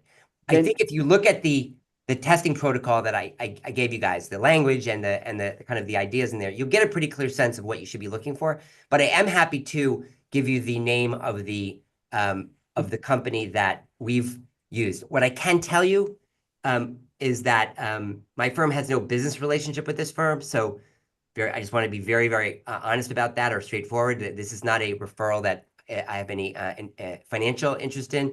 It's a firm that I've used to great effect and with great confidence for 10 years, and I can highly recommend them. Also, they're extremely expensive, and also they're extremely busy. So if you're interested in that, I'll put that in the chat right at the end of the session, and you should feel free to contact them. But you would be looking at a couple of months wait for sure. Yeah, please do, because all my walls, there are stucco, Venetian stucco, and they are not paint. They go through the walls, the smoke and everything else. I guess I need them. One thing that we have experienced over the last 10 years is the uniqueness of building components across houses. And what you're describing is not an unusual situation. You have houses that are, the exterior, for instance, is, I'm sorry, I'm putting the meeting group chat. There you go. I'm putting the firm's name in the chat, and feel free to go there. Yeah, so the building components are dramatically, or the scope of damage and the cost of repair is dramatically impacted by the building components. We had a home, not a fair plan home, but a home up in Napa, which was very, very special home, built of limestone. Essentially, the exterior and interior were limestone composite, and limestone is an industrial absorbent. It's a sponge. So painted, a painted stucco house, pretty good sealant, not perfect, but pretty good. Limestone, disaster. So yeah, it depends on the type of home you have. But Kaizen is excellent, and I know that there's other very good entity or testing agencies or groups out there, and I just would ask you to guide you to look at the protocol I have, ask the right questions, and especially ask to see whether there are people that have been doing combustion byproduct testing more than just in this fire, because that's the critical question. Thank you. That's great, because I got a Venetian plasters, and they go in the gas. They go inside of it. Indeed. I got 200 square footage of it. Yeah. No, that's an issue. Yep. Thank you. And then he's also asking, can the insurance company force the owner to move to the property, even testing the chemical exists in the house and surrounding? Well, if there are chemicals in the surrounding and the governmental agencies have said you can't move back, that's one thing. If your testing shows that the house is contaminated, Fair Plan is, again, based on my historical experience, is likely just to ignore that. They don't care. That's not good, but that's what's happened historically. This may be different. Maybe this time the testing results will be so dramatic that they'll change and they'll continue. I mean, the direct answer is no. Of course, they can't force you to do anything, but they can cut off your fair rental value, your loss of use payments, and that for some families means they don't have a choice. Okay, so there's a question here about what is the current state of the legal cases against Fair Plan's practices regarding smoke damage, fire damage, and habitability. That's a whole other Zoom. Okay. The answer is we are. I don't know if you're if any of you is a sports fan after the Super Bowl, probably not. But we started in 2018 on our own 1 yard line, and now we are on Fair Plan's 3 yard line. So the news is good, but it's not done. And I believe that within the next, my hope and prayer and belief is that in the next several months, we're going to get into the end zone. We're going to get a court to rule that these practices are illegal. that will be of dramatic impact on your disputes with Fair Plan. So when somebody asks me how long is it going to take, we have to file a lawsuit and hire a lawyer, the answer is depends.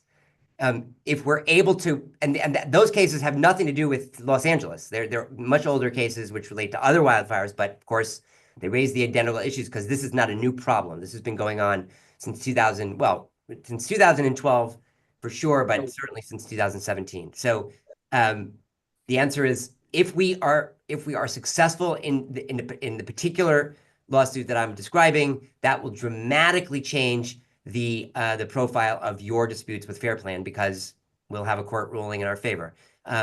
If that goes poorly, that will impact your situation badly. It won't settle it. You'll still have claims, but it will be much harder. So that's why one of my pieces of advice was stay tuned. To the news. These are high profile cases which are likely to get a lot of press. We have reporters on this Zoom. We have Times and Washington Post and NBC National News all following your story. And I'm not talking about Los Angeles fires. I'm talking about California Fair Plan homeowners whose claims, in my opinion, will be denied because they are in California Fair Plans not broken. They're dirty. And that story is one of national interest. So I do believe we're going to get a lot of attention, and I do believe we're going to be successful. But in terms of the full panoply of lawsuits, it would take me a long time to give you the update on all of them. And what I can tell you is that my firm and others that we've been working with have been extraordinarily diligent on this issue for a decade. And we are not going to give up until we are either successful or crushed to the point of we can't get off the mat. Okay. I have a follow-up question on a couple of those items. May I ask it? One of the things that we've been told is that we should have the soot remediation done sooner than later because the longer it's in our house, the harder it is to get out. Have you had any experience do you have an opinion on that? I don't. And, my gut is it sounds a little bit like a sales job. I mean, I would be judicious about moving forward without knowing what's wrong with my house. If it were my house, I would get the hygienist report before I did any work on my house. On the other hand, if you're not walking around and stomping the stuff into the carpets, I don't really understand how that could be. But I'm not a remediation expert. I'm not a contractor. So what I can say is it sounds wrong. My gut is that it's a little bit of like a push, which, fair enough that they're out to make money, and that's the American way. And I can't really see why that would be the case. And your house, especially if it's been severely impacted, it's been severely impacted. It's not going to be more severely impacted. The other thing is we have a fairly large bucket in our insurance for personal property, and the carpets, the upholstered furniture. Have you had any experience with having Fair Plan pay for replacing those items that have been ash covered? Clean it yourself. Okay. So good news is if you have a licensed hygienist who does a good, solid investigation, that will essentially apply to your contents too, because if they find the soot, char, and ash in your wall insulation and your drywall, your contents are pretty badly impacted. And a good hygienist is going to say that. They're not going to necessarily test every pair of sneakers and appliances, but they're going to say it's impacted electrical items because of the anions. It's impacted soft goods. It's impacted anything that isn't metal or glass. And those items, metal and glass items, can be remediated. It's expensive, but they can be done. And then you've got items that are basically total losses. And I would take very careful pictures of things, and I would do the inventory because, as you said, you have got a big bucket. And again, can your jeans and your t-shirts be laundered? Sure. Is that laundry, and if it's done by a remediation company, they're not just going to launder it. They're going to put it through lots of chemical washes and stuff like that. Does it come back the same? Not in my experience. My experience is that those things cause damage to the goods, and that's not okay. So I think most good hygienists are going to tell you to probably toss, at the very least, at a minimum, all mattresses, bedding, upholstered furniture, large rugs, things that are not really cleanable. And then you've got these other category of stuff that, all right, maybe it can be cleaned, and but Fair Plan's not paying for any of it, not for the replacement, not for the remediation. In my experience, again, I want to make sure everybody hears me loud and clear. I hope their position on this loss of these fires is different. However, the fact that they're sending folks reservations of rights letters before even going to their house does not bode well. So lastly, if in regards to the testing, I'm not sure what expensive is, but you mentioned $25,000. So if I'm gonna bump up against California Fair Plan and I'm gonna get what I can, and it seems to me that if my testing up front isn't gonna get any more money out of California Fair Plan, maybe it helps you legally get money out of them later. That would be one reason to get it. Not me, you. Well, I meant a lawyer. And me. The thing is that you mean, presumably, if you submit your claim to California Fair Plan and you get nothing, I mean, you have $200,000 of personal property damage and $150,000 remediation estimate and fair rental value, they're not paying you for 6 months. You got $400,000 claim. Fair Plan's paying you essentially zero, and you decide, okay, I'm not willing to accept that. I want to hire a lawyer. And that lawyer, 99.9% of the time is going to be working on contingency. So you're in business with that lawyer to go get you your $400,000. The good news in California, and this is very good news, is that attorney's fees in a lawsuit like that are damages. So if you have a car accident, attorney's fees, you just pay yourself. It's a discount. And it's contingency, but it's a discount against your award. In California, damages in a insurance bad faith case, which is what this would be, are damages. They're part of the award. And so they are recoverable in the lawsuit. That's a complicated story, and it's not a guarantee, and it's a long road, but it's very good news for people in your situation, because it means that, if you're in that situation, you decide you want to go that route, there is at least some chance that you can fully recover, as opposed to recover with a giant discount for your lawyer. So do we end up in a very large bucket akin to a class action with them? And You then do not end up in a class action, because class actions are not cognizable in this kind of situation. You will make your decision about representation. What I could say is that, yeah, I think some of the lawyers who are doing this, and this will include my firm, are likely to view the large group as more of a threat to Fair Plan and its executives, which are really State Farm and Liberty Mutual and Nationwide, than a one-off. I mean, I've litigated one-off cases many, many times and been very successful, but the threat of a giant number of you collecting together, we believe, that my partners and I believe, has an exponential exposure threat to Fair Plan, which is likely to result in a good outcome. But that's a legal strategy decision that I and my firm and my partner firms will make or have made, which may be contrary to another lawyer you talk to. And, God bless you, like, hire the lawyer, go into the situation that you believe is most beneficial to you and your family, because Yeah, there's going to be plenty of opportunity. Yeah. hypothetically, so if you end up in that bucket with a whole bunch of people, is that lawyer going to, will it help that lawyer in the case if we have a pre-test? Yes. Because- It's game changing. It's game changing. It's Okay. game changing, because But it the most- drives the valuation of the damages. The person who just has a remediation estimate for $80,000, you're kind of stuck with that.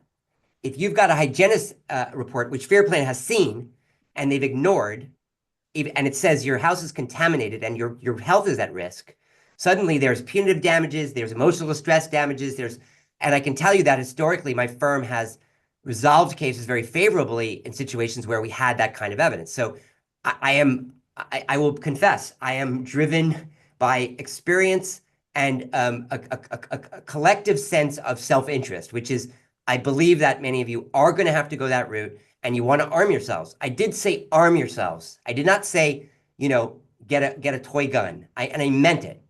Arm yourselves for a fight. If you decide you don't want that fight, fair enough. But if you're going to try to get the money that you're owed from this carrier, you're going to have to engage in a real fight. And by providing yourself with that armory of the testing and the contractor's estimate, the remediation estimate, the inventory, you're way ahead. And So we're clear, just last point. A lawsuit like that is not a class action, which is to say it is individual claims. And they're going to be a very large range in valuations based on these on these issues. Right, but I was involved with Woosley and with Edison, each lawyer had, I don't know, 1,000 claimants. And they Right. chunk, you know, and This so- is not going to be like Edison. And the reason it's not going to be like Edison is because, first of all, the number of claims is vastly different, vastly smaller. I mean, just by definition, that was a giant lawsuit. This will be much smaller. Also, this is insurance bad faith, so the damages profile here is way broader than in a what was essentially a personal injury case. And maybe most importantly, as I said earlier, the damages, the attorney's fees are damages in a bad faith case, whereas in the Edison case, the attorneys basically got a cut of whatever you took. And that's, I mean, that's the way it works. And, I have no problem with that as those people invested a lot of energy and money and time. In an insurance bad faith case, the attorney's fees are damages, which is to say I get to grow the pie, which hopefully makes you fully whole. That's the goal anyway. And people in my business, that's what we do. I mean, my firm and others like mine are extremely aggressive. This is not a, 10 cents on the dollar sort of situation. We are out to make sure that this is the last time this ever happens to thousands of people. And this suit and ones like it are likely to be, we hope are going to be sort of the end of this story because of the amounts of money involved and the really the malice that Fair Plan has shown. I mean, here's the bottom line for this situation. California Fair Plan has known and acted deliberately for more than a decade that these these materials in your house are dangerous, that they pose a risk to the health and safety of you and your families, and they don't care. And they don't care because they're motivated by pure greed. It's that simple. They know it's dangerous. They know your houses are broken, and they don't care. And they believe that they're insulated by this legal theory. And the Department of Insurance told them in 2022, in June of 2022, stop. Your policy is illegal. Your claims handling is illegal. And by the way, the approval that we gave you for your policy was obtained by fraud. You lied to us. And the carrier basically stuck up its middle fingers and said, carry on. So that kind of conduct must stop. Okay, I'm going to go Thank to you, that was very helpful. G. Gray, who's asking, what recourse or action should one take if one thinks the FRV offer is under what policy limits allow? The Zillow estimate is way below the actual rental value, especially now that the rental rates have spiked. Yeah, great question. It's all addressed in my my handy, I feel like I'm on television, my handy fair rental value cheat sheet. But I'll just address it really briefly. Two obvious cheats that Fair Plan has. One, they don't tell people that if you have no stated limit for fair rental value, I assume by now all of you understand that you still have fair rental value coverage. And the way it's calculated is 10% of the A dwelling coverage. So if you have $1 million in A dwelling, it means you've actually got $100,000 of fair rental value, which does reduce the limit for the A dwelling. But in many of your cases, that won't matter because your house didn't burn to the ground. So using that money. But what they don't tell you is you also get 10% of your extended replacement benefits. So many of you, if you go down your list, it's on the left side of your declaration page. If you go down your list at the sort of towards the bottom, you have this other amount of money, which says extended replacement. And that's additional money if you need it to rebuild your house, if you had a total loss. But you get 10% of that as well. So they hide that. That's important to know because that will up. And the way the Fair Plan policy works is you add together the stated limits, the 10% from the A, the 10% from the extended, you add all that together, and then you divide it by 12. That is the maximum monthly benefit for 1 year. And all of this is explained in excruciating detail in that cheat sheet, which I'll just drag and drop in the chat again right now. So they are going to lie to you about the extended replacement additional benefit. They're going to lie to you about the benefit itself. That was the question that was asked. So they use Zillow to measure the fair rental value. And essentially, they pay the lesser of the fair rental value and that monthly benefit. So if your monthly benefit is 10,000 and the fair rental value is 15, you get 10. If your fair rental value is 15, as that divided by 12 equals 15,000, and your fair rental value is 10, you get 10. So the problem is, and the central problem that you all are facing, is actually not the question of comparable values. The question is when they measure. So if you look at their guidance that they issued a couple of days ago, they very blandly say, oh, well, your fair rental value is measured by the value of your rental property before the loss, which is a fraud. It's a lie. Look in your policy, it doesn't say anything like that. It says fair rental value. And the fair rental value of your home is the fair rental value after the loss, which of course dramatically increased because of the pressure on rents in Los Angeles. So my guess is that there's a 30, 40, 50% increase in the fair rental value. And everybody should be telling Fair Plan this, because even their senior managers have been telling them this for years. It's just a lie. I mean, if this provision is intended to provide people loss of use, which is its purpose, why does it help you to do a rental before the loss? What you want to know is what you're going to have to do to go out and rent a house after the loss. So that's another way in which they reduce the numbers. And then of course they just don't rely on comparables. They rely on Zillow, which is notoriously low and has a very peculiar algorithm, which is based essentially on the predicted sale value. So to sum up, they will cheat you by not telling you about the extended replacement portion. They will cheat you based on the timing of the valuation, and they will cheat you based on using Zillow, which is improper. All of that is in the handout, which I just put in the chat again. Okay. Just to follow up on that, if you've got a rental property, are they going to base it on the past contract, the current lease, or are they going to base it on something else? Do you know? Yeah, they're going to base it on whatever the lowest number you give them is. But that, again, is a fraud. The policy is not a business interruption policy. It is not a rental replacement policy. It is a fair rental value policy, which is to say it makes no difference what you were renting it for. It makes no difference whether you were overcharging, undercharging, or charging market rates, because the fair rental value of your property is the fair rental value, meaning based on comparables, the day after the loss in the area that your home was.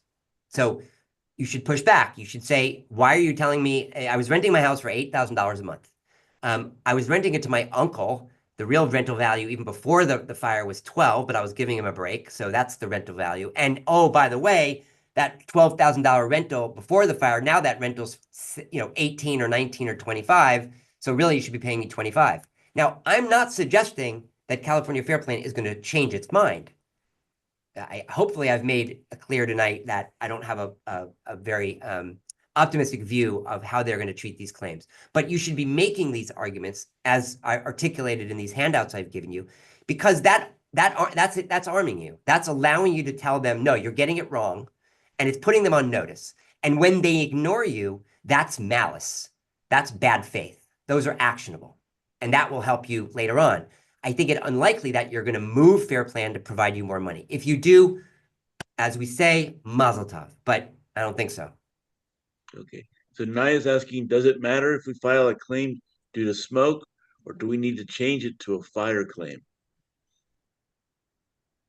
Many of you heard me say this earlier, and I'll say it again. No such thing as a claim in California. Doesn't exist. Stop using the word. It's actually not helpful.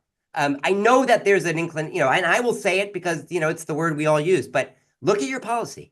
See if you find the word claim in it. It's not in there. So, and this is I know I'm kind of going circular, but this is an answer to the question. The answer is, it doesn't matter what you claim. The question is what happened. So you can say it's a fire loss. You can say it's a smoke loss. You can say it's a Cheerios loss. It doesn't matter. The question is what happened. And they're obligated to conduct a thorough investigation, determine the peril that caused the damage, the scope of damage, and the cost and proper methodology to fix it, and how much benefits you get in that case for your stuff, for the repairs, for your fair rental value. And there's a danger in deciding between those two things, because I said earlier, and I know that it gets a little weedy, but it's important to understand. The very notion of a smoke damage claim, of a smoke damaged house, is a fiction. It's a fiction created by Fair Plan to starve you, to deny you money you're entitled to. Your houses were damaged by fire. That's the only word you should ever use, especially because go into your house and find smoke. There's no smoke. The smoke came and the smoke left. What's left over is fuel. It's residues, it's debris, it's stuff that's in fire. Smoke damage is a fiction. It's a fiction invented by Fair Plan to reduce and limit their exposure, not just for claims payments, but also, as I mentioned earlier, for the expenses associated with investigating your claims. They don't want to know what's broken, so they don't hire hygienists.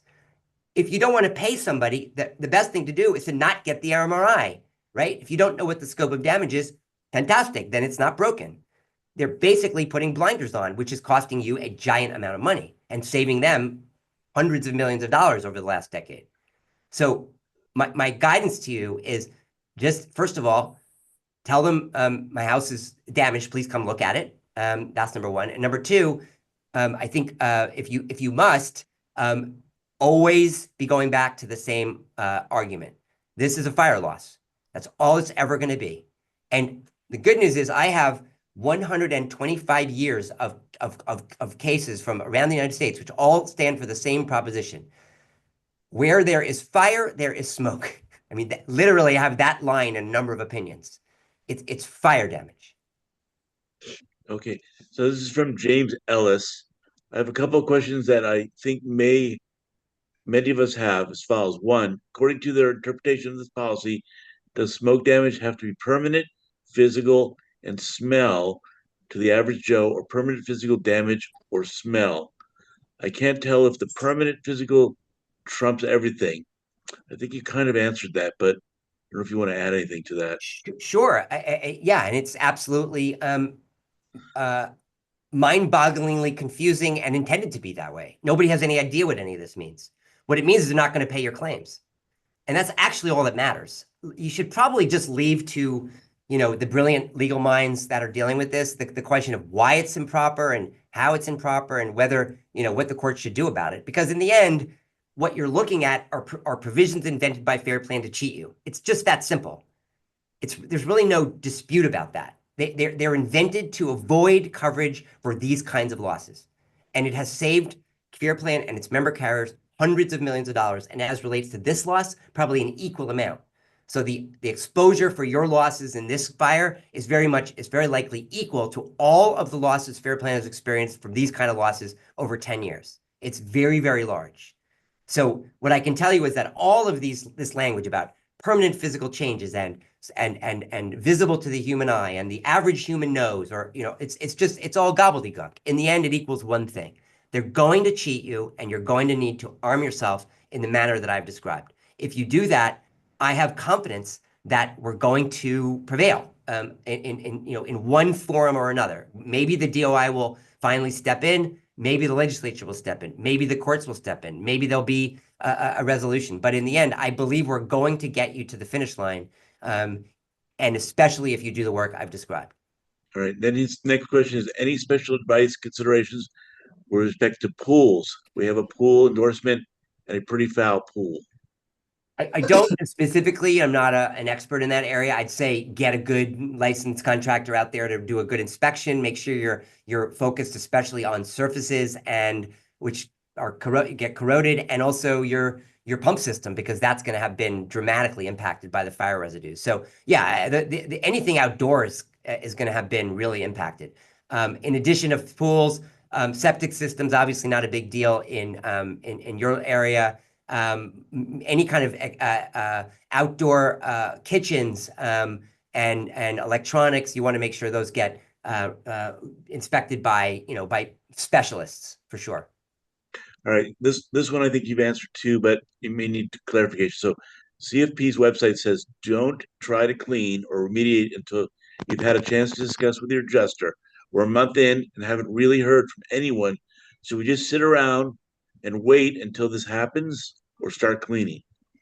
Yeah, I mean, It's extremely frustrating. And I got to say, from my inside, a little bit of insider knowledge about Fair Plan, they are overwhelmed, and not surprisingly, they're very poorly run and they're very poorly staffed, and, not surprising. I mean, I think this is a family by family decision. I think you should, if you're going to move forward, again, I'd get the testing first, but if you're not going to do that, you're just going to get the high quality remediation. Okay. So make sure you do your inventory, take lots of pictures, hire the remediation company, and before you go forward, communicate in writing to Fair Plan your plan. Say, in 1 week, we're having a remediation company do this. We can't wait. Please let me know if that's a problem. And you're likely to get no response. And if they say no, no, no, we're sending an inspector, in that interim, okay. If not, you move forward. I can tell you that I've had colleagues whose clients' claims were denied because they didn't give Fair Plan an opportunity to inspect before they went ahead with remediation. In your situation, I don't know how they could possibly make that argument. On the other hand, you do want to make sure you communicate in writing your plan to Fair Plan and give them an opportunity to respond. Okay, is iPod 3 still on? They has a question about testing, but there's a question's not there.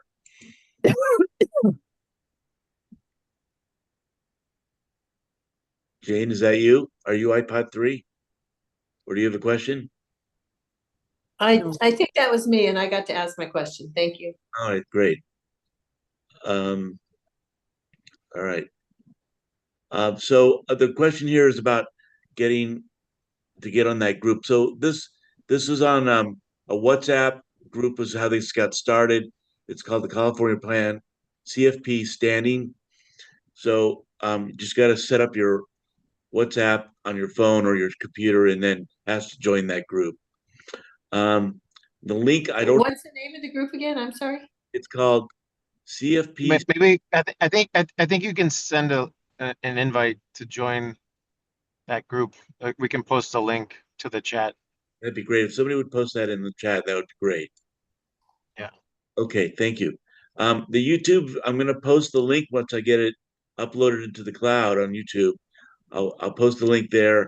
If you're not part of that group, you can email or paste your email in the chat, and I'll send you a link personally to you. Let me knock off a couple of these that I'm seeing that I've seen before and I'd like to address. Great. Super simple one. Fair Plan solvency. Fair Plan is the entire insurance industry. Full stop. There's no solvency issue remotely. They have the deepest imaginable pocket. They just got $1 billion today. Just asked for it and got it. Now, unfortunately, because we have a Department of Insurance that is less interested in consumer rights than they are in keeping the insurance industry happy, that $1 billion is almost certainly going to go to be paid for your neighbors who have State Farm and Liberty Mutual and other carriers. But that's a separate question and beyond the scope. Fair Play needs money. They just raise their hand and say, send me $1 billion, and they get it. So zero chance of insolvency. And that relates to the lawsuit too. A lot of people have asked me, if you file a lawsuit against Fair Plan and they get hit for $2 billion, who's going to pay it? And the answer is, well, when State Farm runs out of money and Nationwide runs out of money and CSA runs out of money and Mercury runs out of money, you may start having a problem. But that is going to happen when hell becomes an hockey rink. So I wouldn't too concerned about that. Another question was, how can CFP be allowed to get away with violating CDI requirements? This is an excellent question. I strongly recommend after the Zoom, every one of you write a letter or email to Commissioner Lara and the Department of Insurance and ask that question. And you can literally say, Dylan Schaffer says that the Department of Insurance issued a report in 2022 finding that California Fair Plan has an illegal insurance policy that is sold to everyone on this chat in violation of California law, and that it is illegally handling claims. How is it possible that you're letting this happen? And see if you get a response. My guess is that you will not, but the answer is politics and money. Mark? Okay. That's answered. Okay, so the PDF handouts were posted again. I have an ROR regarding smoke damage that arrived while on this call. Not sure if that's a question there. How important is it to test inside wall cavities, outlets, electrical sockets? Extremely important. Okay. Because if you find it's not in there, congratulations. If you find it's in there, the potential scope of repairs becomes dramatically increased because you got to tear out walls. Okay, what if my adjuster said that he will write the report, give us an amount? Hey, Mark, real quick question. Is the name of the group, because I'm on two fair plan standing threads, is it FP standing? Is that the right? Because I posted one to the thread. Whatever you post here, I will put the link there. So just whatever you post there, I'll try to do it on all the fair plan links. Okay, all right. On two of them, I think. I put it on the one that's more active, so hopefully that's the right one. Okay, excellent. I'll read through this after. Okay. What if my adjuster said that he will write the report and give us an amount so we can hire a remediation service like ServPro? Do I still need to independently hire a hygienist? So again, let's see what Fair Plan does. What your site inspector, who doesn't have any power, told you is unlikely to control the outcome. Maybe it will, but it's unlikely, and which is why getting those claim-related documents is so important, because you want to see what was told to Fair Plan and what they did. But what we've seen historically is that when, I'll give you an example. I had a client whose case is pending in Los Angeles. The site inspector wrote him for painting the outside and inside of his house. It was very impacted, especially by sand, because there was a lot of wind in this fire, and it pitted his house. Fair Plan just said no. The adjuster wrote it for $20,000 and they paid him $3,000. So let's see what happens with that report. If you end up with the full remediation money, it would be contrary to thousands of data points that I have over 10 years. But that could happen in this claim. I just don't know. So if that happens, great. Still, I would recommend, that's Fair Plan's view, right? Still, I would recommend getting the hygienist testing and the scope of repairs completed so that you have your own investigation. And if they match, if Fair Plan pays you X and your inspector and hygienist end up at the same number, you just won the lottery. It doesn't happen that way. I mean, again, I can't predict what's going to happen to you or Donna or James or Leslie or Patrick. What I can say is that I've seen this since 2017. I've seen it literally thousands of times. That is not an exaggeration. I have read through many hundreds of claim files. I have litigated many cases. I've had conversations with senior managers at Fair Plan. I've deposed basically everybody who matters at Fair Plan, from the presidents of Fair Plan all the way down. And that the story I'm telling you is the only story that has existed until today. Will it change tomorrow? Will they take a right turn? I cannot predict. But if I had to predict, I'd say no. Okay, so this has to do with fire retardant. From Kathleen Hayes. I'm assuming they are treating fire retardant removal the same as smoke. I'm submitting my cleaning invoice, but it doesn't sound like they will cover it. My condenser was covered and full of it, so I just replaced it, as that made me very uncomfortable circulate any fire retardant. It's nasty stuff. Tell Fair Plan. I mean, this is now directed to this person and anyone else in this situation. Tell Fair Plan that story. Tell it in writing. Don't provide it to your site inspector. Provide it to your adjuster. And if you get a name, you can ask for the supervisor's name. Provide it to the supervisor and tell him the story. Your house was covered in fire retardant. It was orange. It was in my condenser. I replaced my condenser. Here's the invoice. I'm very uncomfortable in my house. I believe it's toxic. Will you test? Use the testing language I provided. Again, maybe fire retardant will change the story. Maybe Fair Plan will decide, well, that's not dirt. Now we really are talking about, chemicals.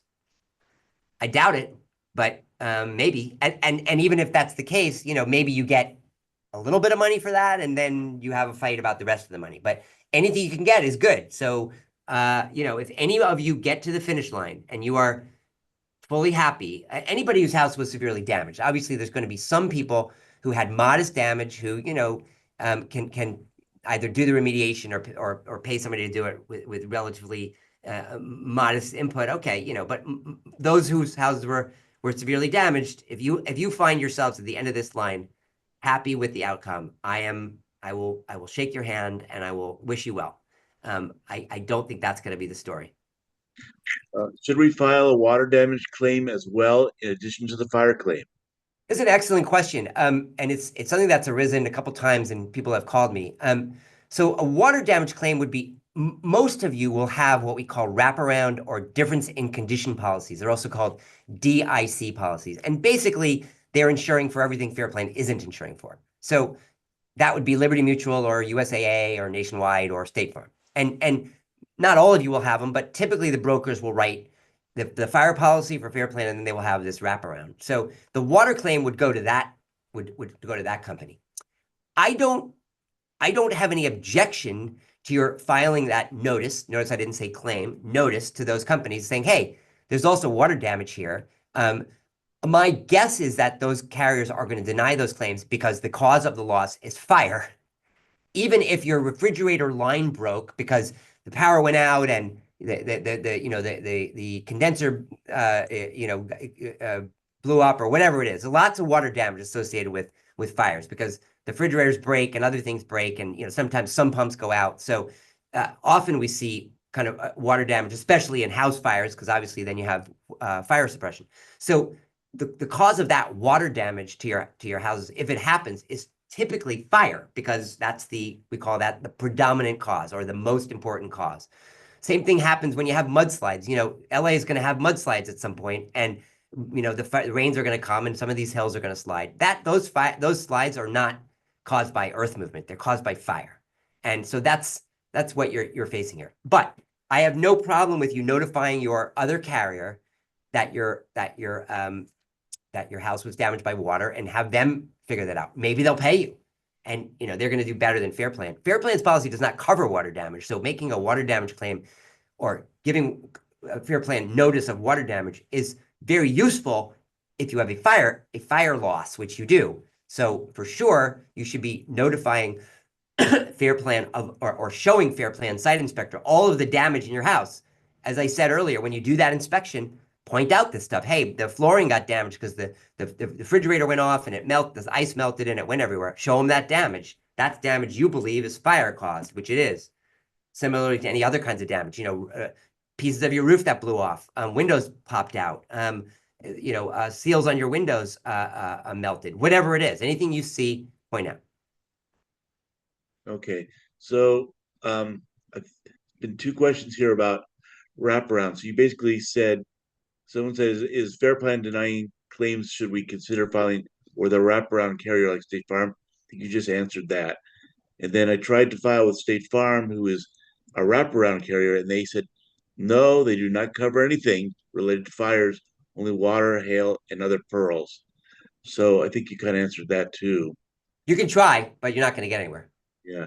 Is it a fair assumption that the Department of Insurance not pursuing enforcement of their findings that Fair Plan smoke damage claims is based on politics, that size of the claim would result in premium increases that is politically unpopular? Way beyond my area of expertise. What I can say is what I know. In May of 2022, the California Department of Insurance issued a finding. This is not a press conference. This is a very sort of official finding. It's called a market conduct examination. It's online. You can read it. It's issued in May of 22, and it found the policies illegal. It found the claims handling is illegal, and it found the approval was obtained by fraud. What I can say with confidence is that between May of 2022 and February 11, 2015, the department has done, February 11th, 2025, the Department of Insurance has done nothing to enforce those findings. Why?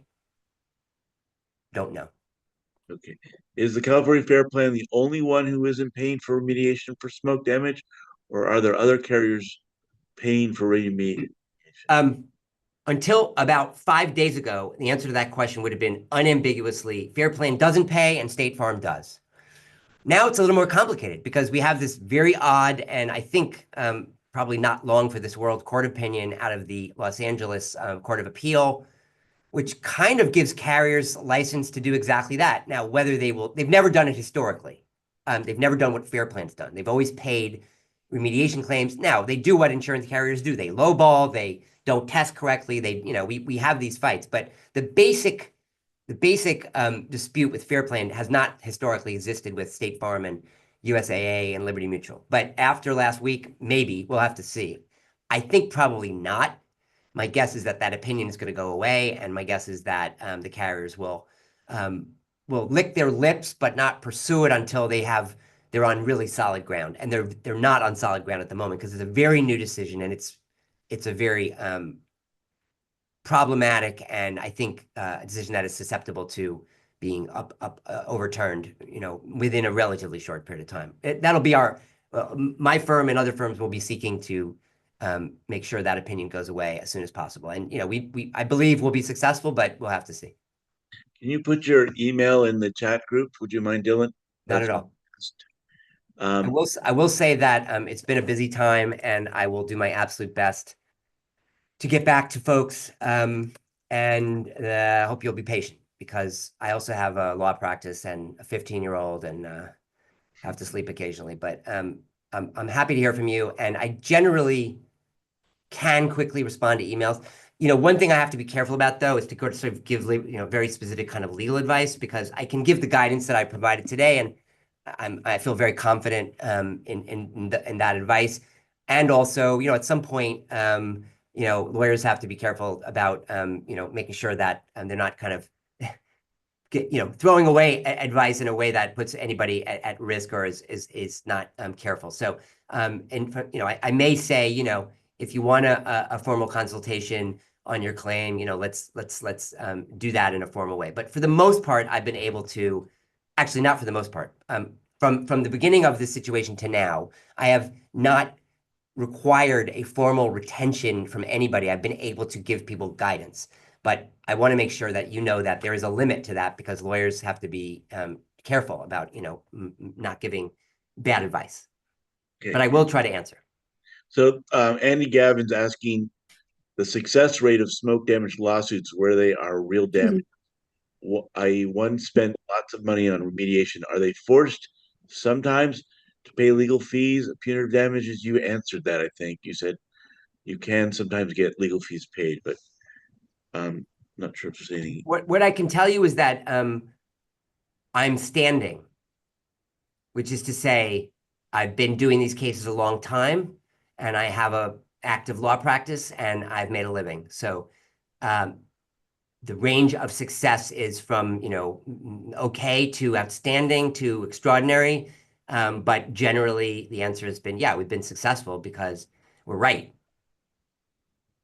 Okay, so Natasha's asking for FRV evaluation, Zillow, Redfin, and all of the guys still list the old home from 2015, which we tore down, completely rebuilt. Do you believe CFP will need a bank appraiser to determine proper FRV?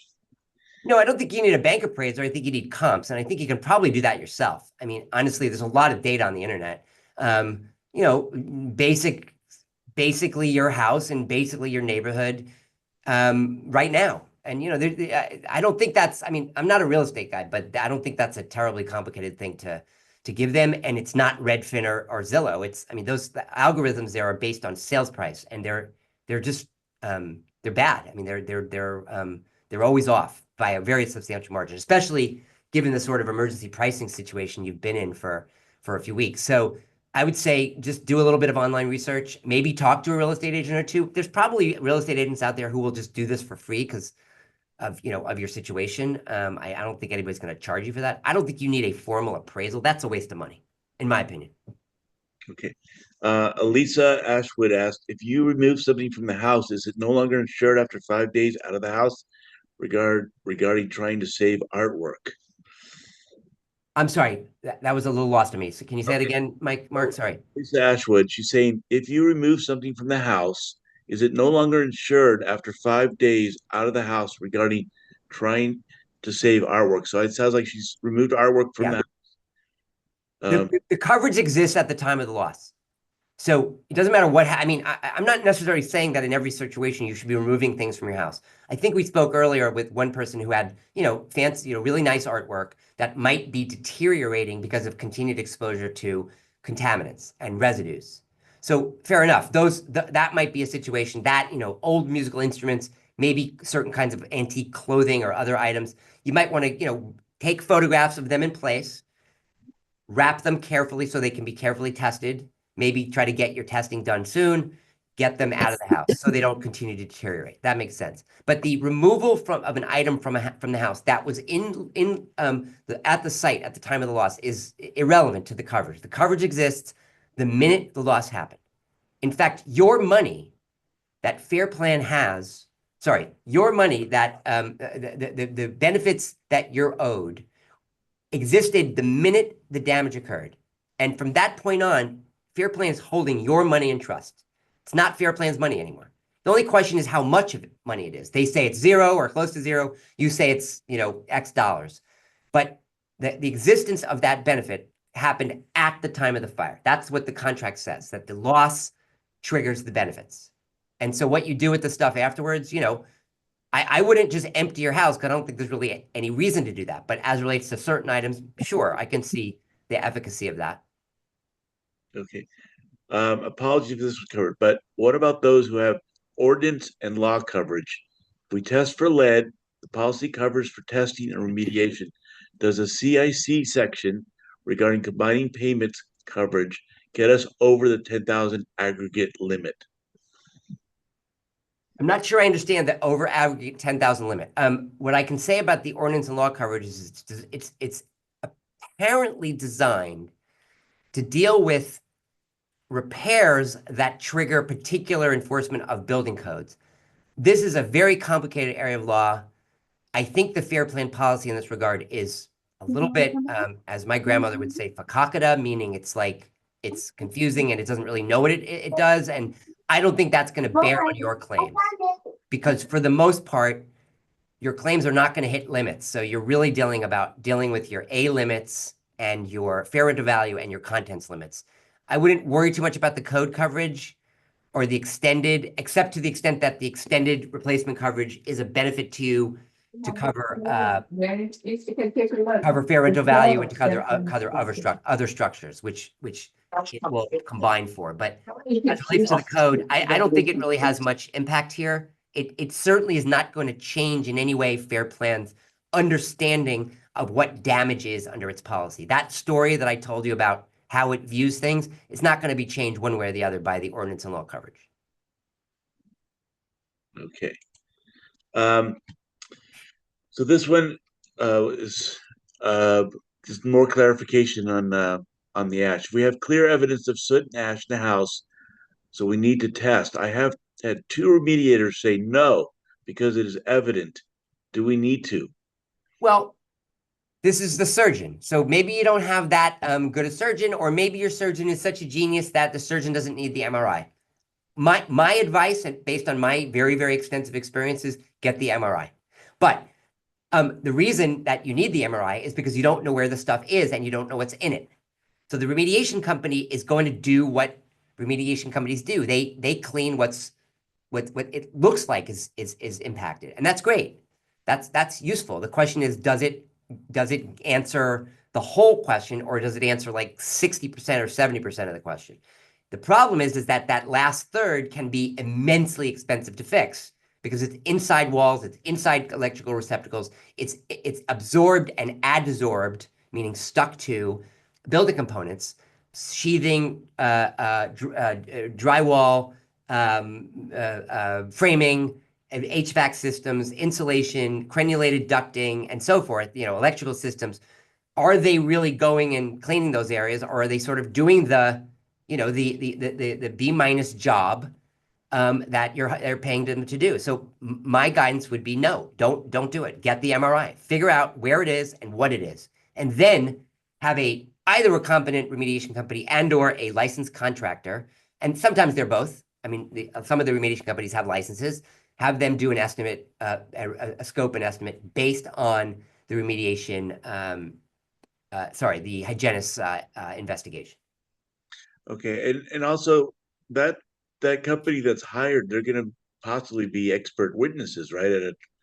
at a case, or I wouldn't necessarily say they're expert witnesses, but they're witnesses for sure. And if you have a $80,000 remediation estimate, which doesn't take into consideration, for instance, interior wall damage or damage to electrical systems or damage to crenulated ducting or things that are going to require substantial tear out and replacement, meaning repairs, not remediation as I defined them earlier, you're limiting your damages. So it's fine. I mean, it's going to happen to a very substantial number of people who just don't have the money or the time or the energy to invest in this investigation. Unfortunately, and it's really tragic and criminal, your carrier is not going to do its job. It should be doing all of this for you. It should be hiring a hygienist and a contractor to do this investigation. That's the thorough and objective investigation that is required by California law. And the failure to do that is insurance bad faith. That's the essence of an unreasonable conduct by a carrier, which is to say a failure to investigate your loss. But if you have a gun at your head, you got to act like there's a gun at your head, and there's a gun at your head. So you got to take steps to arm yourself and figure out how to deal with the situation. My advice is get the hygienist testing, get the remediation, post hygienist remediation estimate and scope, and ideally from a licensed contractor. and then a follow-up to that is from Paul said, should I send the hygienist estimate to CFP with a letter asking for testing, as well as the receipt of the deposit I had to pay to reserve the day to test? Yeah, I mean, sure, send them everything. Send them a request to pay, send them a request to test, send them the report. Maybe the report's going to say your house is fine. Well, I don't know. Maybe you shouldn't send them that, but it's not. Most likely it's not. So at the very minimum, it's going to say your house has substantial infiltration of soot, char, and ash that needs to be remediated by a professional licensed remediation company wearing hazmat suits and respirators. Fair Plan's response is going to be, you need to clean your house. Enjoy and adios. I don't advise you to clean your house yourself because it's dangerous.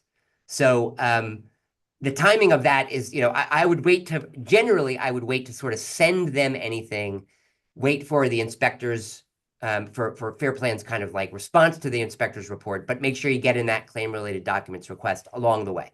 So hopefully you'll get a response to that. You'll get Fair Plan's number, which is likely going to be hydroxyl and maybe attic insulation. This is what I've seen, lately. It's sort of a very standard, almost form letter where they say, we'll pay for hydroxyl in your garage, hydroxyl in your attic, hydroxyl in your second floor, hydroxyl in your first floor. That adds up to $5,000. And then, $5,000 to get rid of your insulation. You got a $3,000 deductible. We'll pay you $7,000. Thank you and good night. So I would wait for that. Then I would send them a big package: inventory, contractor's report, hygienist report, hygienist invoice, maybe comparables for your FRV. Do it all at once and just tell them you owe me a lot of money, and then see what happens. Okay, so we've been approved for FRV payment and have received but not completed the paperwork. The desk adjuster did not explain how the amount was computed, but it is clear that she did not include the 10% from dwelling. We're afraid that raising the issue now will delay the payment. Should we raise it now before the payment is transferred to us? Sure, it depends on how much you need the money.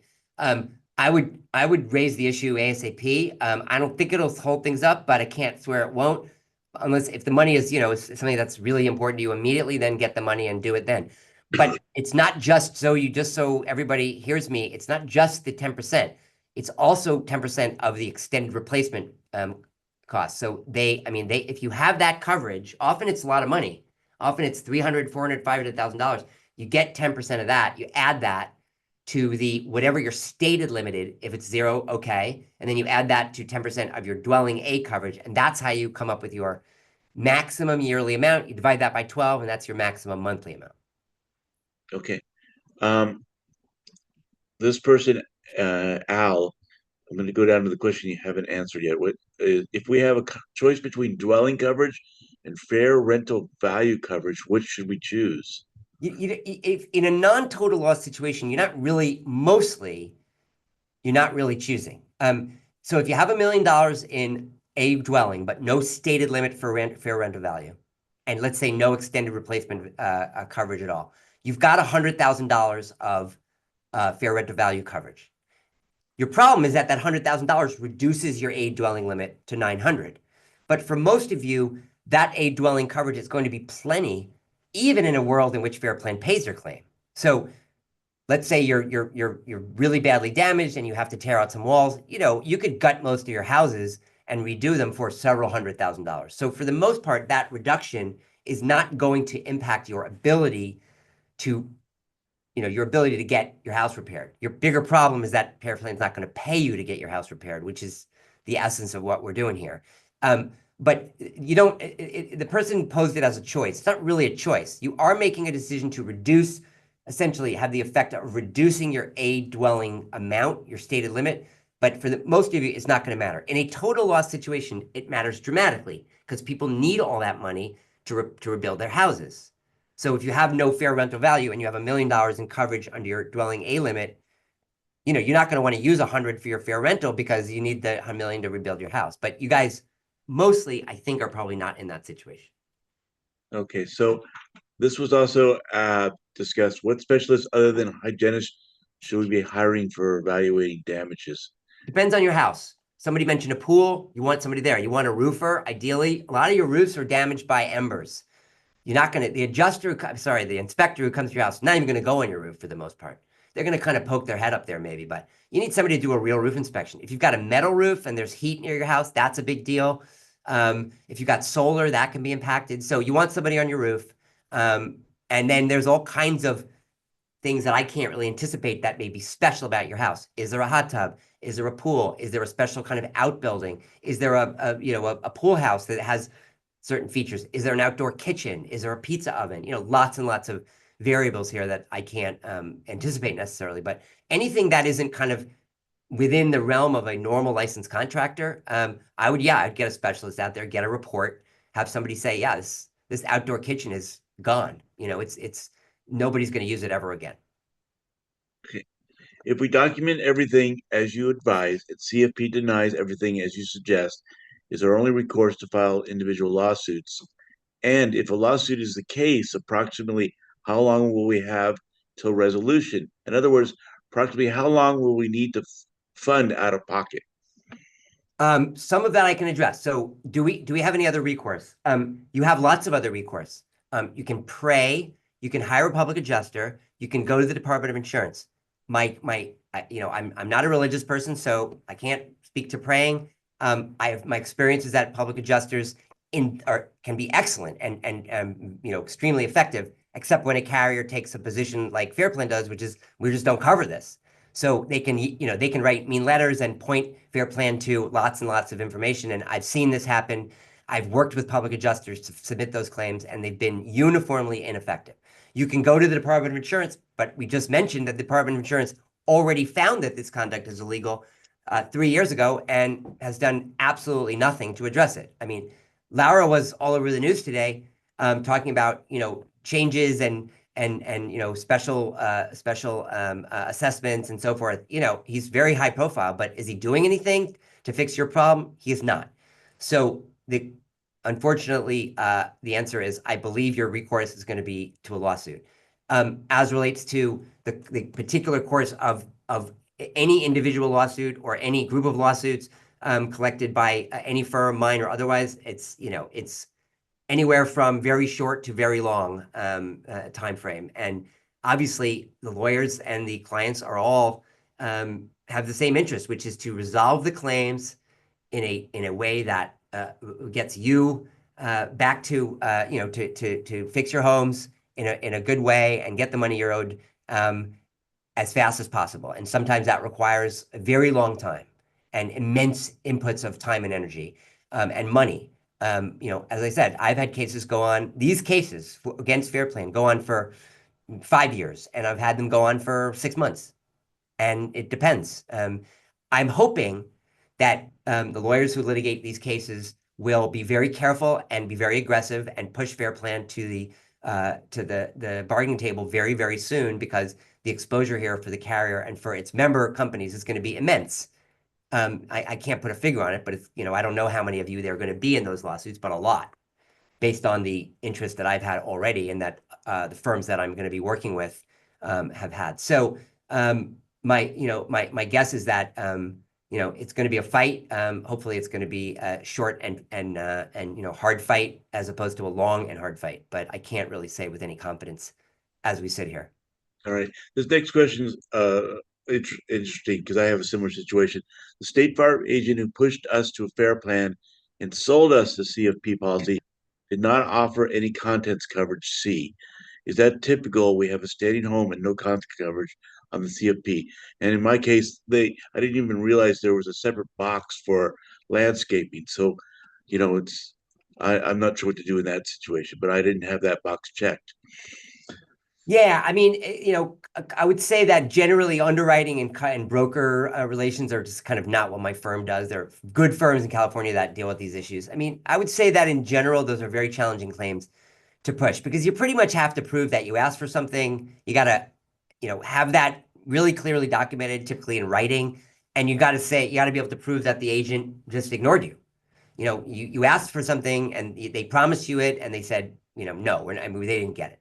As opposed to they didn't explain it to you or you didn't understand it or you didn't check the box or whatever it is. So, I mean, I hopefully I don't sound not empathetic about this. It's underinsurance and broker issues are ubiquitous. They're a real problem. The brokers in California have a very strong lobby and the law really is not on your side with regard to those kinds of claims.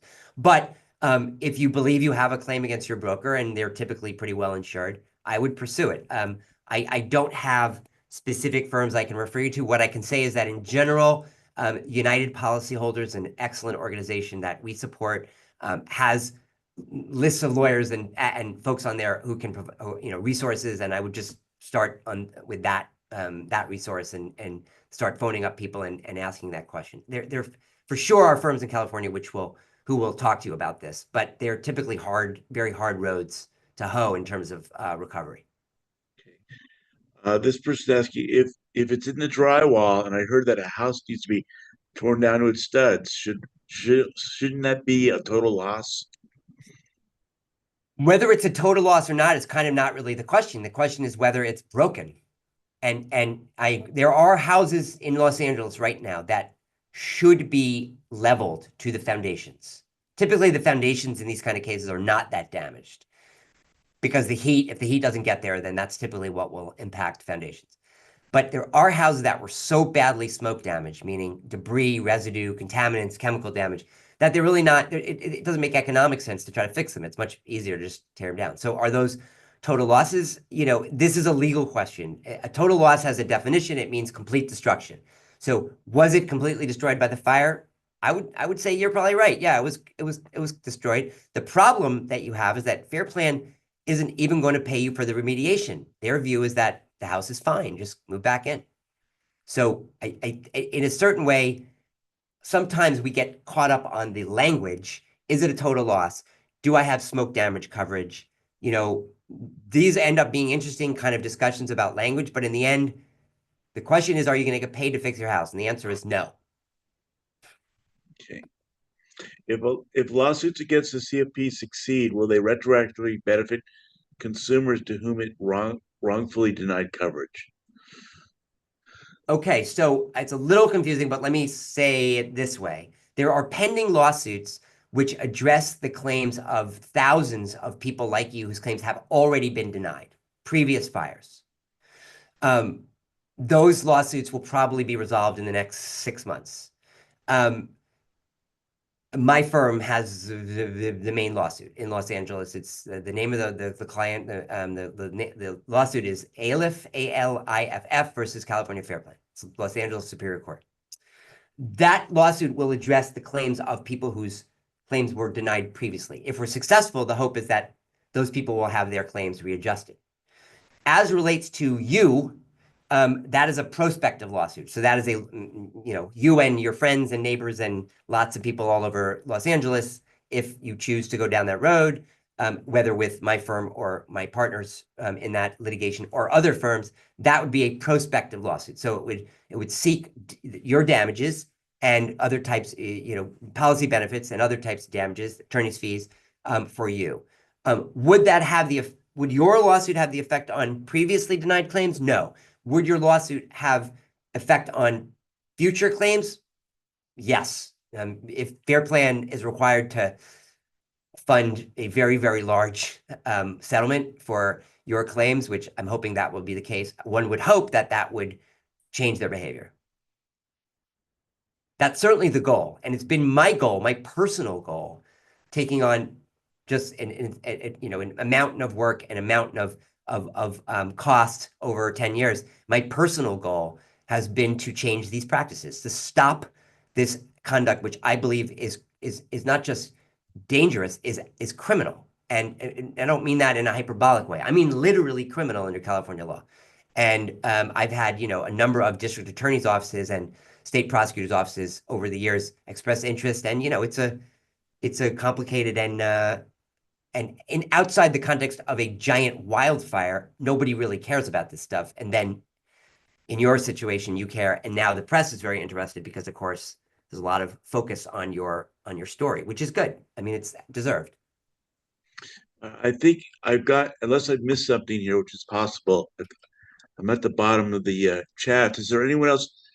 Unmute yourself and ask a question if I missed something or Dylan's not clear and you need more clarification.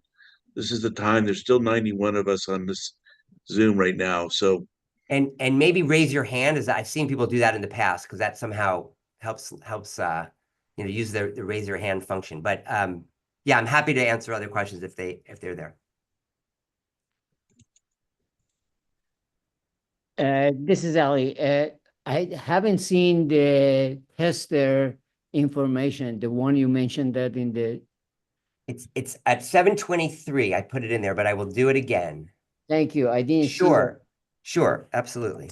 I am posting it again. Or you can say their name. Yeah, sure. It's called, you're absolutely right. I don't know why I didn't do that. It's called Kaizen, Kaizen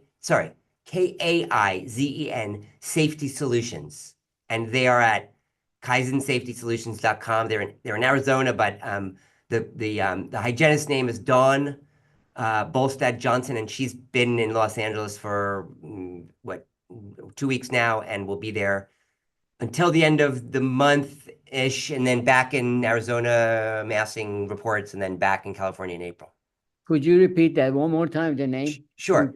It's Kaizen, Kaizen, Safety Solutions. Sure.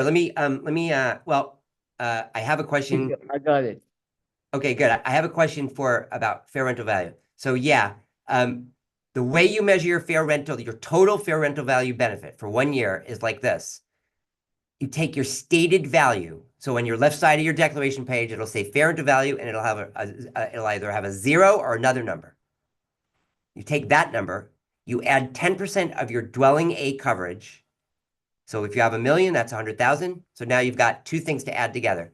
Your stated value from 0 to whatever, plus 10% of your A dwelling, plus 10% of your extended replacement value, which is a little bit further down, and it's typically a fraction of your A dwelling.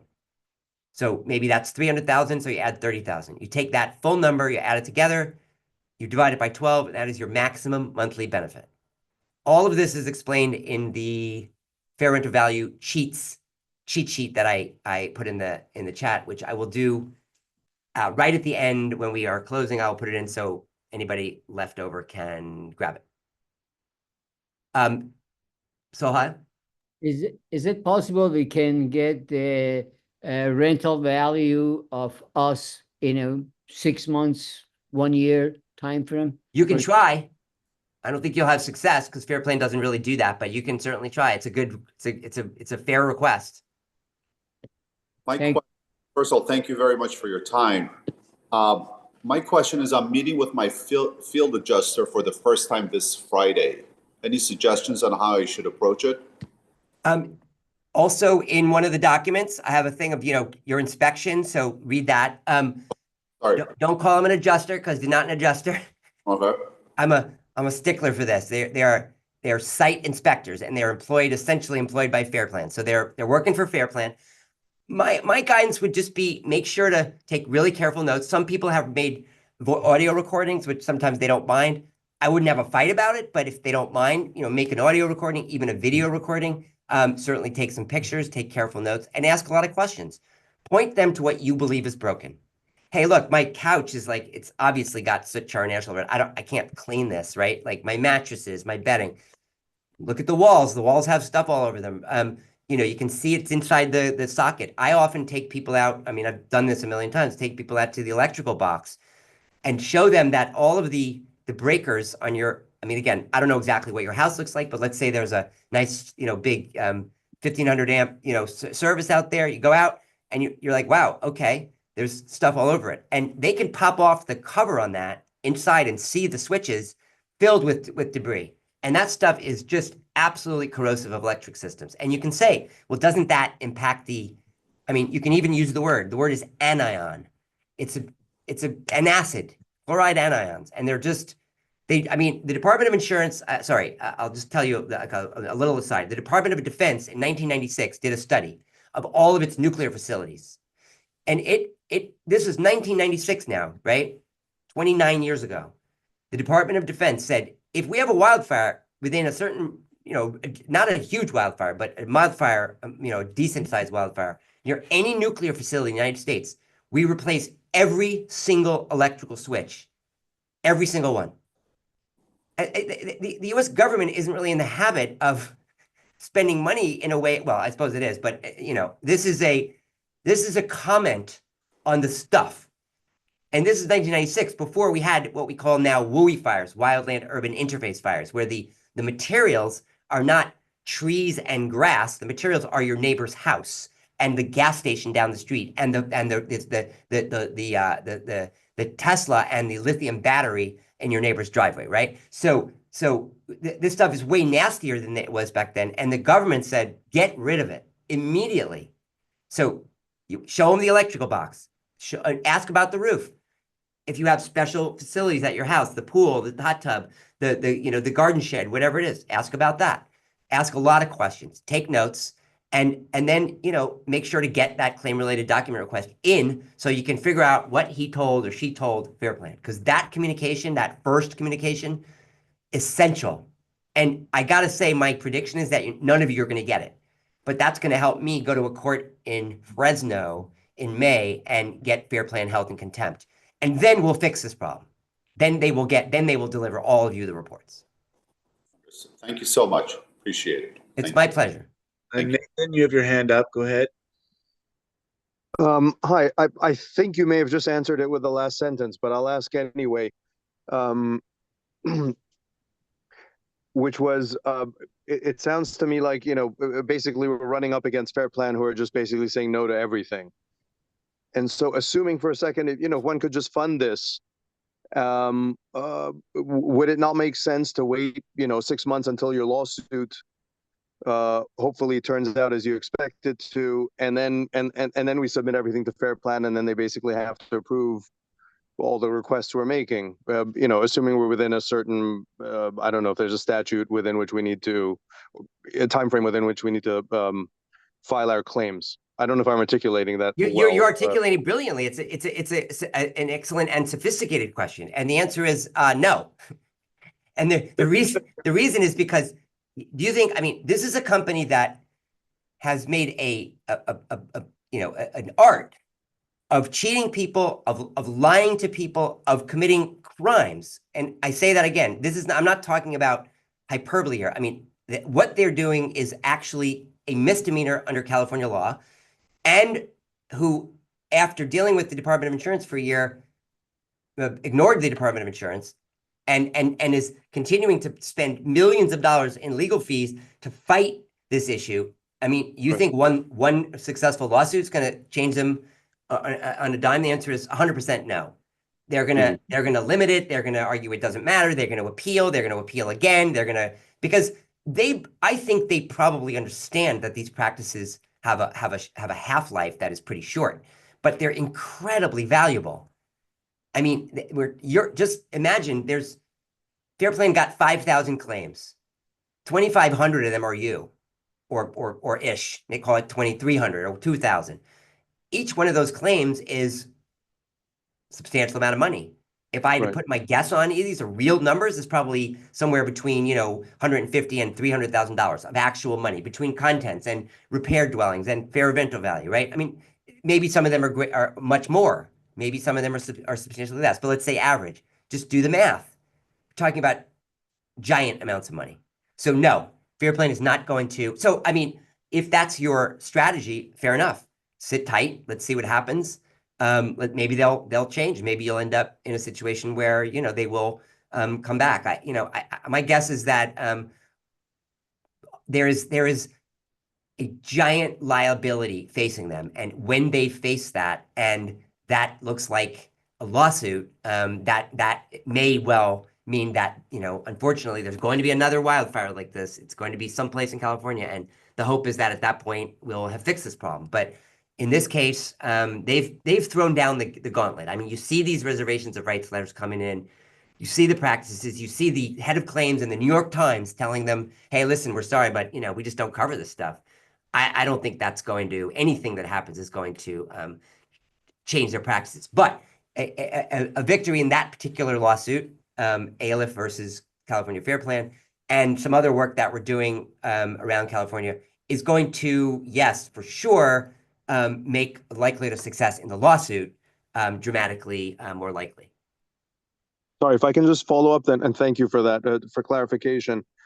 So then what you're advising is basically what you've said all along: document everything, put it down, basically put them on notice, and then if they reject everything as you expect, then to pursue legal means if necessary, and then force things through that way, and then hope that the risk of damages or malice, or the language you were using, that threat basically brings them to their senses. Yeah, and there's no harm in you submitting your claim if there's a success and you hear about it in the news or in one of the the chats or something. Then fantastic. Then you submit your claim and you see what happens. My guess is they just deny your claim. I mean, it's unlikely that that's going to change them. But again, if that happens and you're successful, fantastic. You can tell your friends and family, hey, this is I had success where thousands before me have failed, but most likely, at the very least, I would advise you to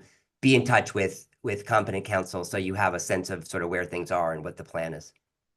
Thank you, and also thank you very much for this Zoom call. It's been very informative and very helpful. Thank you. It's my pleasure.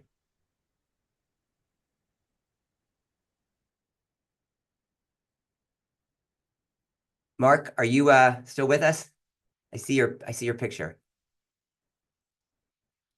Yeah, I'm still here. I had to take a quick break. Of course. All right. So, Julie, I see you had a question. Julie? Yes. Thank you. Thank you so much for this. I really appreciate it. So as we've been on this call, the LA County Department of Health has issued, thankfully, it's a warning, a health warning for anybody within 250 yards of a burn area. I'm hoping that will help us in terms of FRV and give us a leg to stand on. Our home is about 10 yards from a burn area. And I have met with the people. I've met twice with the folks at the California Insurance Commissioner event, which was incredibly helpful. I'm just wondering, if there are medical issues, like how do we build it? Is it worth building documentation in the file of medical conditions and reasons why you can't be there 100%. When they're clearing the lots and everything else? 100%. Okay. Doctor's notes. I mean, insurance claim files are private. So this is not something that California Fair Plan can deliver to the news media or something like that. So, there's real protections against release of this stuff. So my advice is 100%. I mean, any circumstance that you believe or that you can argue is, means that you have a heightened susceptibility to the risk that, really everybody faces, but you face it more, whether it's you're elderly, you have immuno issues, you have, you're pregnant, whatever it is. I mean, yes, make a record. I mean, make a record of everything, because the more record you make, the better off you are. So yeah, emails, I mean, just do it in writing, no phone calls. Or if you have a phone call, confirm it in writing afterwards. Yeah, I mean, I don't think you necessarily need to attach, detailed medical records, but if you have a asthmatic condition, a note from the doctor, yeah, this is a serious asthmatic and they can't be in these conditions until there's professional remediation.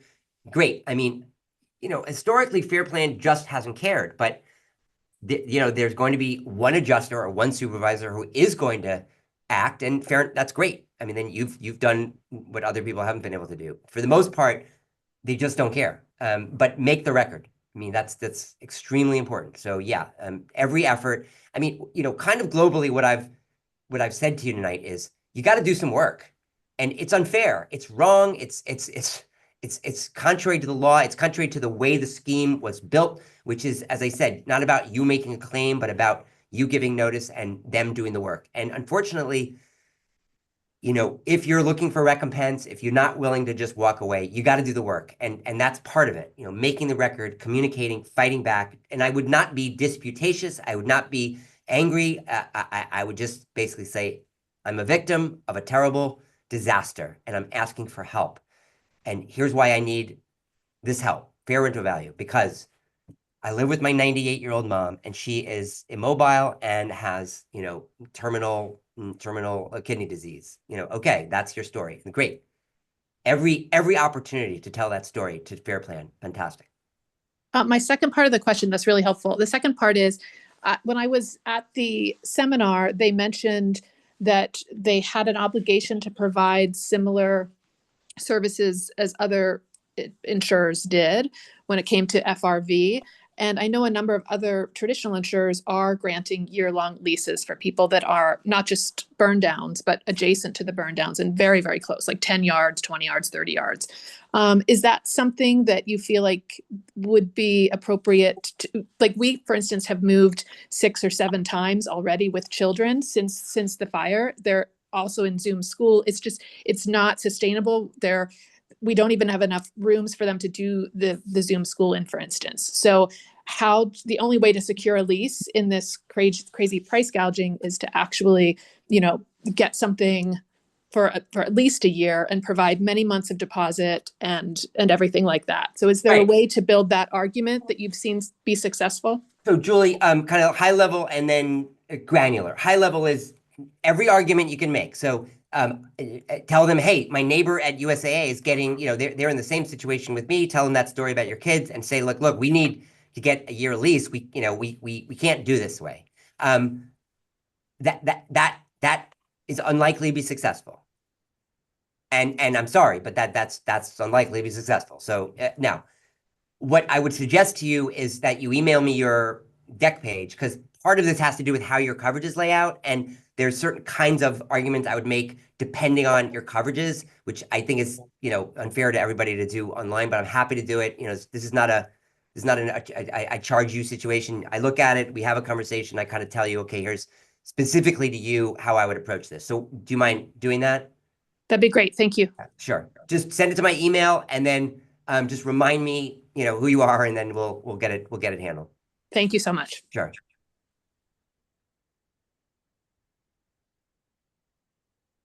I have a question, and also thank you very much for the call tonight. So what about damage to cars that were parked on the property? Is that something that is fair game for CFP, or is that auto insurance? Yeah, unfortunately, that's auto insurance. It's just not in your it's not covering your policy. Okay. Yeah, I mean, the exception would be, and I've had this, which is why I say it. I know it's a rare situation. When you've got like a car that's like up on blocks and you're working on it and it's really more of a rebuild than it is a vehicle, you have an argument. So anybody who's in that situation, again, email me and let's talk about it. But normal cars, no. Okay. And let's say you did your testing and you got a remediation quote and all of that, and it turns out that the project is $100,000 plus. You don't hear back from California Fair Plan, but you want to move forward and move back to your home and do the remediation. Would you recommend proceeding, paying out of your own pocket and hoping for the best? I mean, that's, again, that's extremely personal to your financial situation, your family situation, and other variables that are, beyond my ability to help. What I can say is, if you're happy with the investigation, you feel confident in it, you've taken the pictures, you've got a good record, you've got a competent contractor, and you've got the money. Absolutely. And you're in a situation where you're actually saving Fair Plan money because you're cutting off their fair rental value liability, right? If your house is okay and your neighborhood is not toxic and they're letting you back in, you move back in, Fair Plan's payment for your fair rental value goes away. So you're doing them a favor. You look like a good guy. I like that story. I mean, some people have ended up selling their houses without doing the remediation because they just can't stomach it. Some people wait and they see what happens, with the litigation or otherwise. So every story is different. But what I can't say is,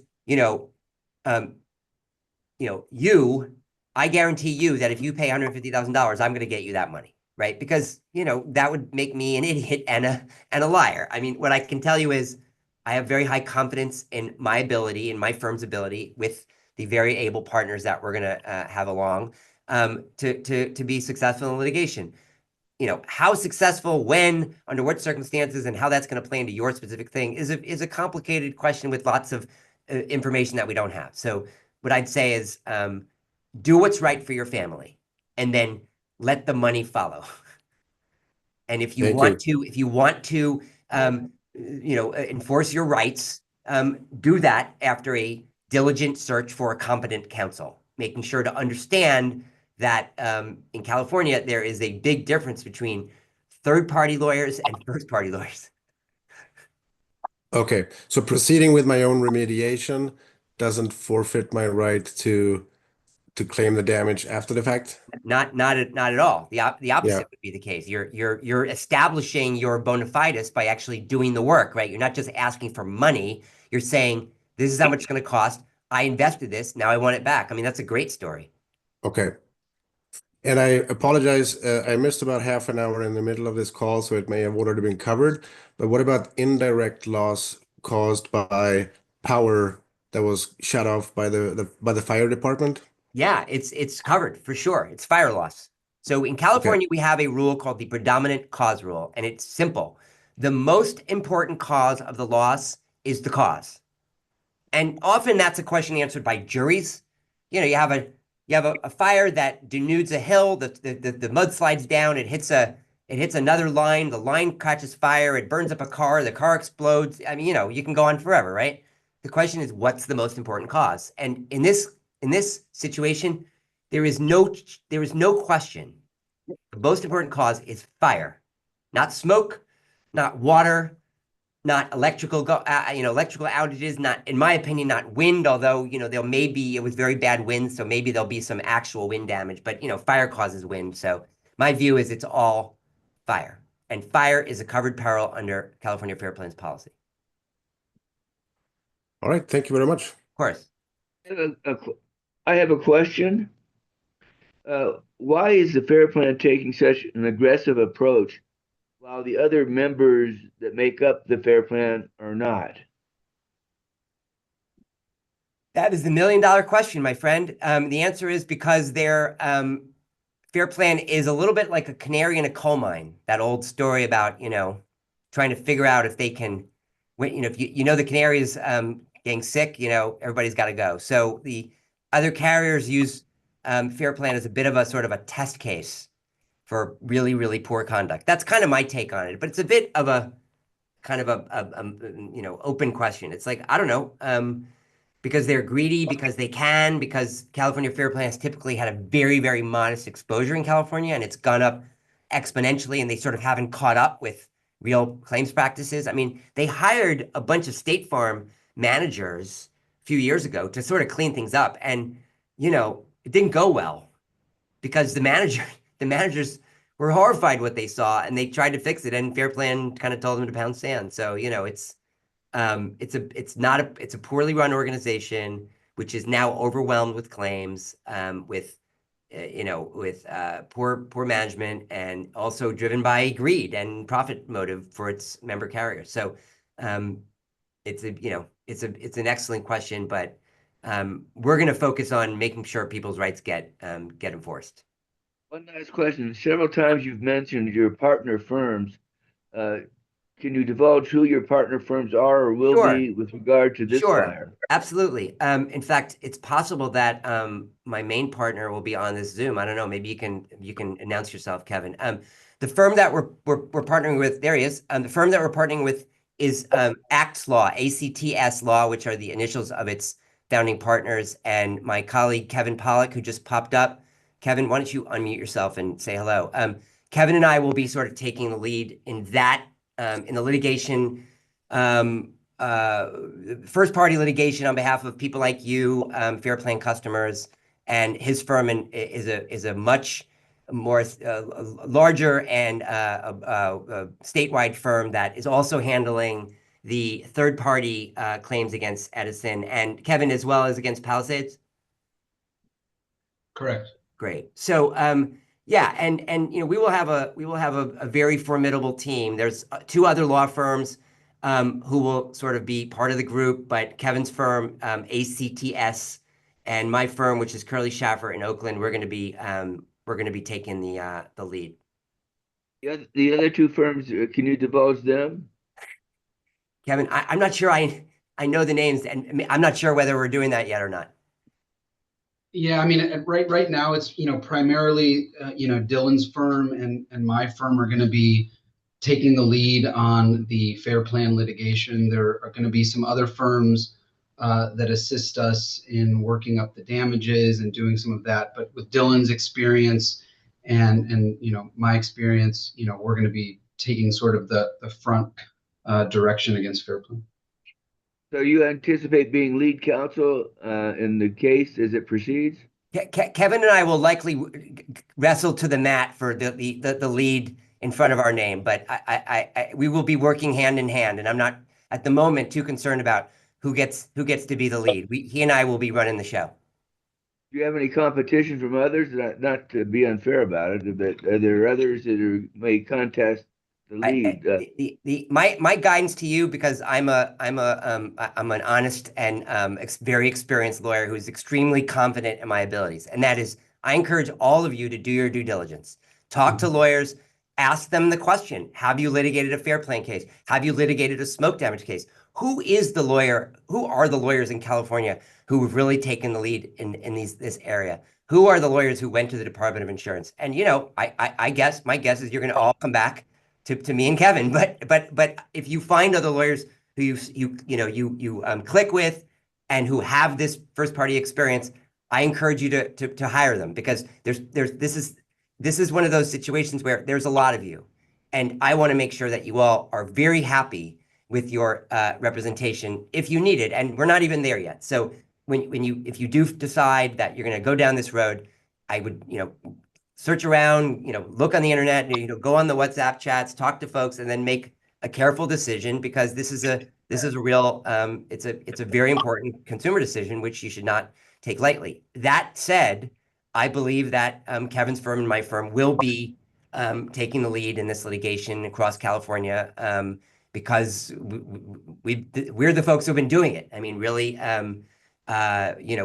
we've been doing it for since 2017.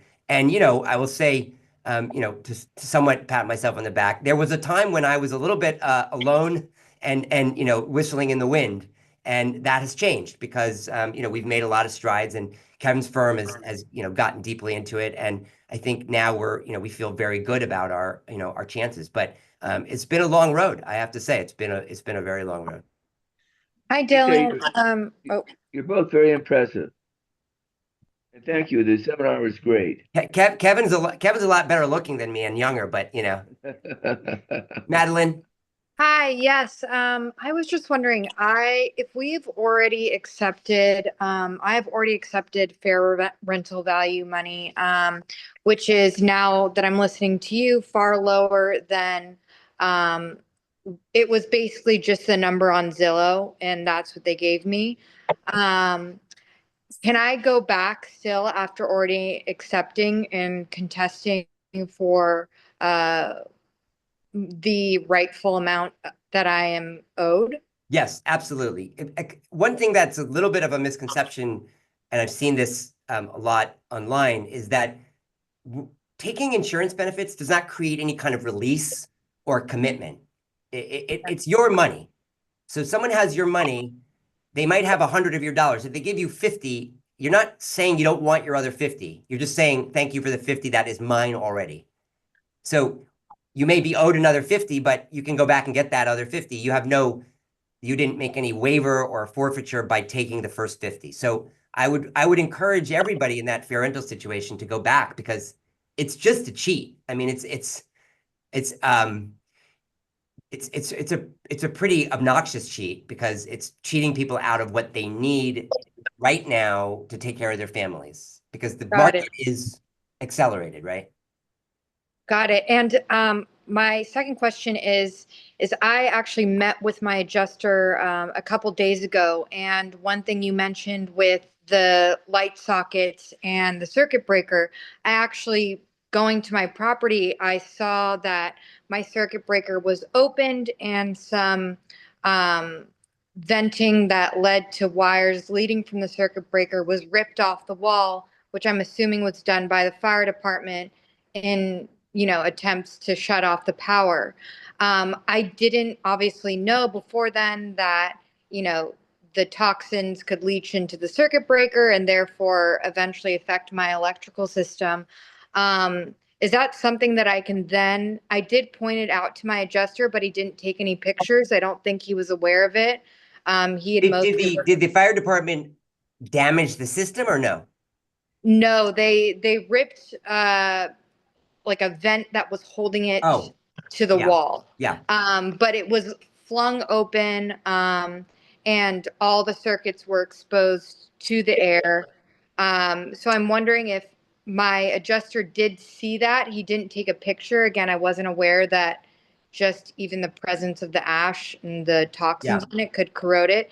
Is that something that I can then go back without his picture and contest that it could affect my electrical system? I would take the picture right now and send it to your adjuster, and if you have an email for the site inspector, send it to that person too. Say, by the way, I don't know if you saw this, but I mean, my site inspector. Sorry, I keep calling no, my that's all right. property That's all right. adjuster. I make the same mistake. So, I mean, it's totally understandable. That's what they call themselves, independent adjusters. So, no, so take the picture as soon as you can, send it, really up close so you can see the stuff.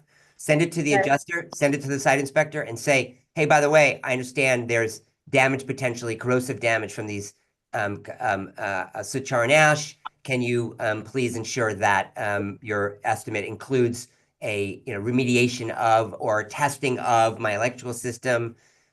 And that's a great piece of evidence when Kevin goes to trial, but it's not likely going to result in any additional benefits. But I would encourage you to make that record. Got it. Thank you guys so much for everything, and thank you for Zoom. This is Ali Karimi. I was wondering, how do you do my insurance company is State Farm? Does the State Farm play games like California Fair Plan, or they are more straightforward? So you have a State Farm policy, no Fair Plan policy? Yes. What are you doing here? Well, I'm learning. Very good. The answer is I have no idea. Let me know, or let Kevin know. I mean, the answer is typically, historically, State Farm has generally investigated and paid these claims, but this fire is different. And now we have this very odd court opinion that came out last week, and it's possible that State Farm will stop paying these claims. But the truth is, I actually just don't really know. Historically, they have paid the claims. Do you know any law firm they do handle State Farms? Every law firm that does what Kevin and I do handle State Farm. Kevin and I have multiple lawsuits against State Farm.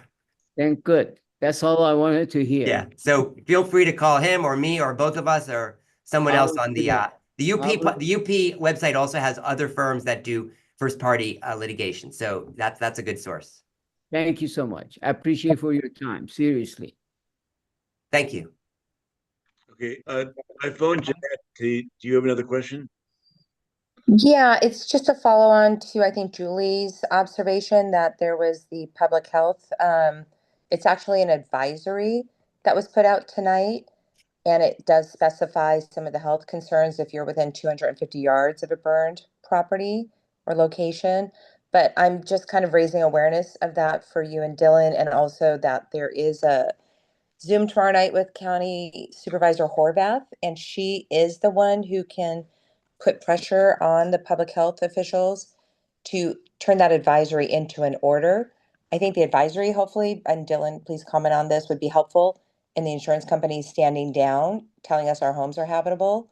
But it would be helpful for everybody to make these concerns known tomorrow night. I know there's a lot of Zoom fatigue, but the more that she can hear this, the more we can elevate that advisory to an order. The more you send to Fair Plan, the better. I mean, the answer to every question about, should we send them? Yes, send them. Be nice. Every communication, just think every communication's for a jury. So nothing angry. Just doesn't serve you. It's not that you shouldn't be angry, but don't write angry. It doesn't serve you. It doesn't serve your lawyers eventually. So be nice, be respectful, and say, hey, by the way, did you see this? You're about to cut me off in a month. Hey, it turns out my whole neighborhood is toxic. That kind of communication can be very helpful. And it may convince Fair Plan to continue your rental value payments. I can't predict, but you should certainly communicate that. And Jeanette, thank you for pointing that out. I mean, unfortunately, I'm not in LA and I'm not seeing these alerts and I'm not in the neighborhoods. And so it's extremely helpful that you folks are on this. And, I kind of said that earlier when I was talking kind of generally. It's like, stay alert. I mean, know what's going on in the news. This stuff matters to you, matters directly to you and your claims, and use it for sure. Can I indicate one thing, that the Department of Health Services and Public Health Services, they work for a county council and board of supervisors of Los Angeles County. You should send a letter to the Los Angeles County, the board members, and they will force the LA County Department of Health Services and the Public Health. There are two different departments. Excellent. Okay, Leslie, Sakura, you have a question? I have a quick question, if possible. I know we touched briefly on it. My name is Svetlana. I'm one of the Marquez area residents. So we talked about lead, asbestos, etc. Our house actually was environmentally tested. That was the first thing we did, and lead came positive through every sample throughout the house. So I'm wondering, there was no asbestos indeed, but does that is a known toxin, elevates remediation to a whole another level by a certified agency and so on and so forth. Does that somehow influence things in any way? I gotta say, Svetlana, that is a extremely interesting and valuable piece of information. That is not the typical profile of combustion byproduct, and that is something I'm going to immediately relay to my my testing folks. And you should be telling that story to everybody that you know, and to Fair Plan and the news, and that, because you just never know. I mean, these fires are very different. They're not copycats. So, what happened in Paradise and in Napa and Sonoma with glass and Woolsey and this fire, they're different. And this one, I mean, typically we don't see, houses really don't have that much lead in them. Very old houses sometimes do, but really, the neighborhoods that these houses are in, they're typically most of the lead has been removed over the years. So, but if your testers found lead in that debris, that's a huge finding. And I mean, God knows Fair Plan should be waking up and being very nervous if you come back to them and say, these results show that our house is uninhabitable. I mean, I will be stunned or fascinated to see how Fair Plan responds to your submission. You should absolutely make sure that you get a really competent contractor to tell you how to fix it. Lead has to be handled very specially by certified lead removal people. That's very expensive. It's not like your normal, Joe contractor can do that. So make sure these guys are certified in lead and asbestos removal, not testing, but removal, abatement. They're usually called abatement companies. And then, whatever else they found and, whatever else the scope is, make sure you get a really solid estimate, send it all to Fair Plan, including your testing bill, and say, in a very polite way, where is my money? Okay, yes. And again, Planning. I would be very happy to hear from you offline, just to know, whether or not you hire me or Kevin or not down the road. I just want to know what happened, because that is, I said earlier in this call, and I take it back. I said asbestos, lead, mold, not really an issue in wildfires. I am wrong. Turns out lead is a problem in this fire, because you just proved it. So it's just everything I do and Kevin does, we're based on our data, our experience, but we're often proven to be not 100%. So I'm sorry about that. That's a dramatic finding, and you should be sharing that with everybody and making sure that you get really high quality remediation and abatement estimate and send it all to Fair Plan for sure. I am 100%. And the interesting thing about it is that some of the testing agencies that are coming through, they're actually anecdotally, I don't know, I didn't experience that we went for the whole 9 yards right off the bat because we have a small child, et cetera, et cetera. So, but there are some agencies that recommend owners not to test for lead because it likely won't be found and so on. We pushed on it and we said, please test for everything. This is not like the fire anyone's ever seen before, so please do it all. So, and indeed lead was found. So I'm just wondering if lack of testing is simply people need to go back and include that in all of their tests. That would be important, I think. Yeah, I mean, the thing is that what is also true is that, as a practical matter, the lead is going to get, if you do a solid remediation, the lead is going to get removed. It's Right. not terribly hard. You're not talking about abatement of walls, talking about debris. So, you do need to be licensed to do it. I just see somebody here said, lead removal is easy. That's not wrong, but it's also, you have to be licensed to do it, and you got to do it carefully. You got to be, it's really the licensing and the specialty has to do with protection of the workers. It's not protection of you. They don't really want people, the people doing the removals to die of lead poisoning. So they make them to go through very special processes. And then, they want the stuff to be disposed carefully and without dirtying the environment. So, but, I don't know. I mean, if people have done the testing without the lead, assuming that they have, decent testing and it's pretty widespread, they're probably going to be okay. It's probably going to hit the lead anyway, but you've raised an interesting point, and I'm going to be alerting my folks, immediately. Yeah. Well, hey, Thank you.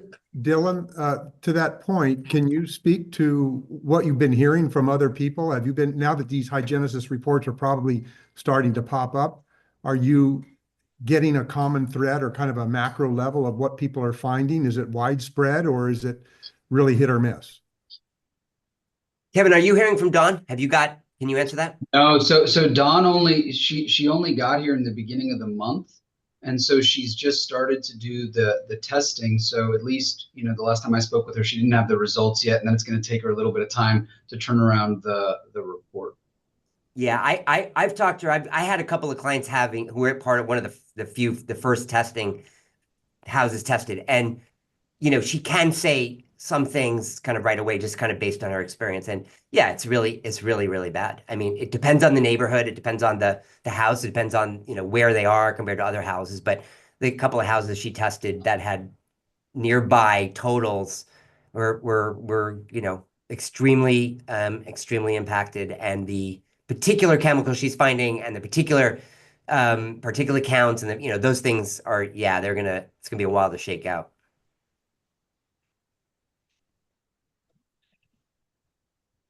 Okay, anybody else? We heard it. Dylan's doing what he said. He said it could take 3 hours to do it, and here we are at 8:26. So I know there's still 69 of us. Anybody else have any other questions before we end this call? I'll just say that, I have not uploaded a video before, so I'm going to figure it out. And I hope to do it tonight. I have to be at downtown early in the morning at City Hall. So if I didn't do it tonight, I'll try. It has to render. Then I'll do it tomorrow at midday. Thank you, Mark. I appreciate your organizing this and letting us have a forum. Yeah. All right. Anyone else? We call it tonight.